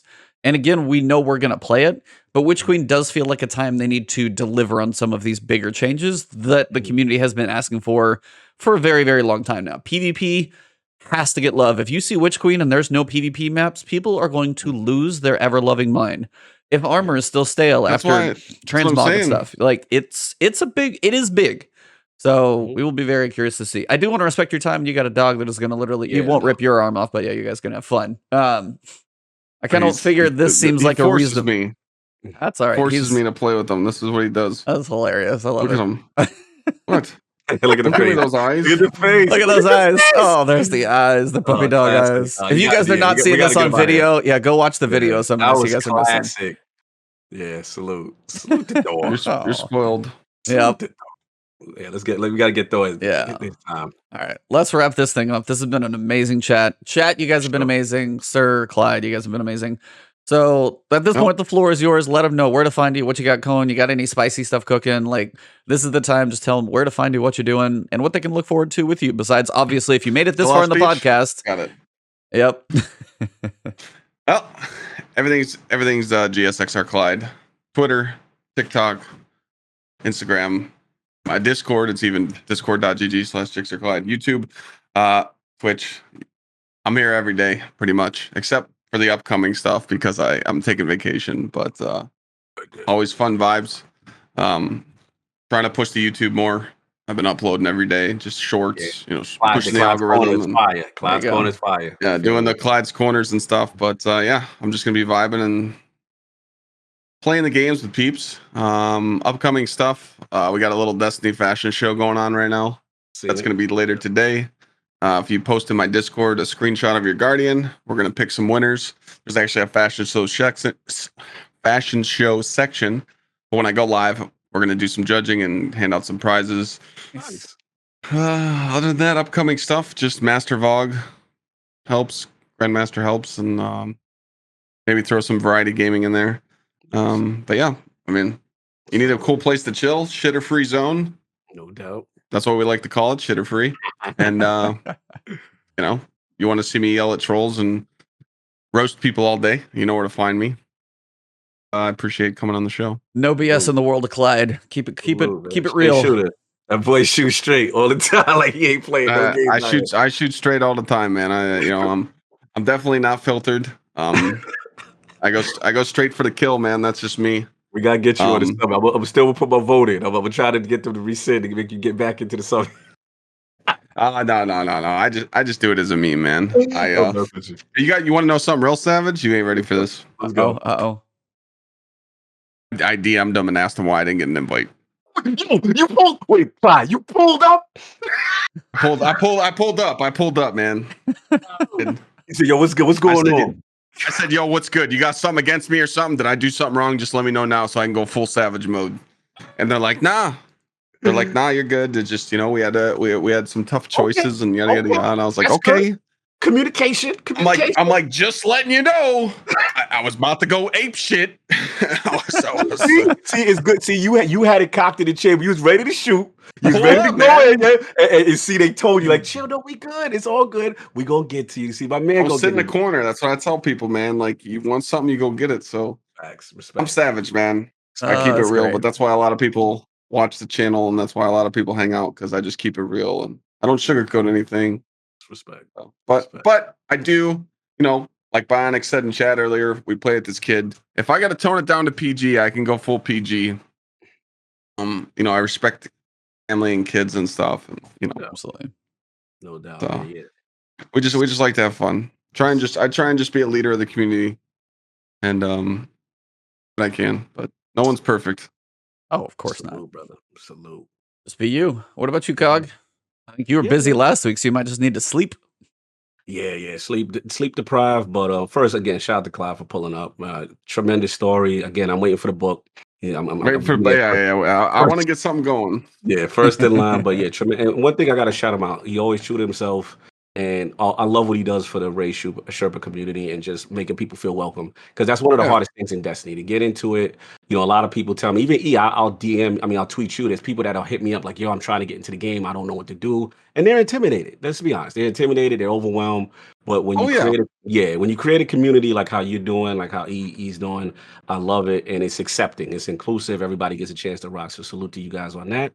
And man, finally winding down the E3 stuff. We had some big shows, with Xbox and PlayStation and stuff like that. This week we'll just do like an aftermath show. So pull up Iron Lord Podcast every Sunday, the Lord's Day, 1 p.m. Eastern. I think we're gonna have Jez Gordon from Windows Central. Awesome. And Randall Thor will be back. So we'll talk about the latest gaming news, what's going on. And man, of course, that Last Word podcast with the cheater, my man, Ebontis, you know what I'm saying? Another fire episode. Always fun to do this show, and I love, to see everybody pull up and just talk game and have fun with it. But yeah, man, that's what I got. What you got going on, E? First, shout out to Thor for running that household. Fantastic to have the cameo today. It's so great. Mm-hmm. Clyde, man, thank you. I'm glad we were able to make this work. I mean, met so long ago. I got to be on the podcast with you a while back, actually, and it's like had a blast and just loved your energy, the real, and you brought it today. And it's like Absolute pleasure having you on, and you brought your I tried to community. bring it. I'm running on 2 hours right now. No, you're great, and you brought no, you. bro. And shout out to chat and your community who showed up today. You guys are all fantastic. So thank you guys. So for everybody who hears this, sees this, or otherwise, please go follow GSXRCLYDE everywhere. Amazing content, and also please go follow Iron Lord's podcast. They are blowing up. They're doing special stuff, guys. So go follow both of these amazing gentlemen and all the stuff they're doing, because we're in good company today. And chat, you guys have been on fire. Somebody said something about Larry. What is that? Hey, what's the Larry check? What's that? Oh boy! All right, let's get it. We gotta get the final pin here. Give us the final chapter on the book. He's trying to push the dog out. Gotta kick the dog off for this one. All right, let's go. So the way Larry checks work. All right, chat. So this is something new. A lot of people lurk in streamers' chats and they don't know what to say. I just say the word Larry, and that's how powerful it is because they're already typing. So a lot of people lurk. A lot of people lurk in Twitch chats. Yeah. I understand how important it is to talk to a lurker. Mm-hmm. I've had people come up and say, "Hey, Clyde, love your content. Hey." Chat is doing a bazillion ones if you guys aren't in here live. I'm waiting to get this story. Mm-hmm. I'm trying. The dogs really fight me. You're good. You're good. Stop. Yes, I'm doing a Larry check. Hold on. I want to make this special. I'm trying to show it, so I gotta get him out. Oh, this is great. This is worth the ask right here. I don't know what's happening, but the build up, the anticipation, it's real. Yeah, this is live entertainment right here. Yep. Sometimes people are new to the channel and they just don't know what to say. They don't know how to type in a streamer's chat. So I found a way to get them to talk. So we start talking about the word Larry and people start freaking it out. But I got this little animation to wake them up. We clap the hands, warm it up. You're watching Ebontis stream right now. You probably don't know what to say. You might be new here. This is your time. If you type 1 in the chat right now, it's like saying hi to all 3 of us. I'm waving back. I hope you're having a great day. What you don't realize, though, is you're getting baited into talking in chat. So it's all good. Yes. Sometimes you could be like, "Hey, streamer, how's your day? Did this today. Or I got this going on this week." It's really easy. Really easy to talk in chat. But we see you. Love the Larrys. Salute. I love the engagement. That's Larry's in the Larry check. Warm it up. One it up. Throw the ones up. That's awesome. That's the Larry check. And it works. And they are literally all coming through. That is awesome. You're doing what you're doing, brother. We like it. You got a great community. Keep it up, brother. Well, that has been an amazing episode. Thank you all very much. We are going to go blow up. There's not a ton of people streaming Destiny this morning, but at least in my world, what do you guys think? Pigeon or Zoe? I'm torn. Both across the pond. Yeah, Pigeon, Zoe, or OB Katy Cat. I got all 3, and they're all across the pond. So if you guys got a thought or a vote, we'll raid them right after we wrap this thing up. But today, thank you guys very much. This episode has been fantastic. Clyde, sir, it was an absolute pleasure. So for this episode, for the dog. Thor, shout out Thor. You get some extra treats today. Double walk, whatever you earned. You earned it all. Featuring Thor today. Yeah. So for June 18th, episode number 154, it's been an awesome chat. Learned a lot about this man. Go hang out with him. He is legit. Thank you guys very much for this episode. It has been the last word.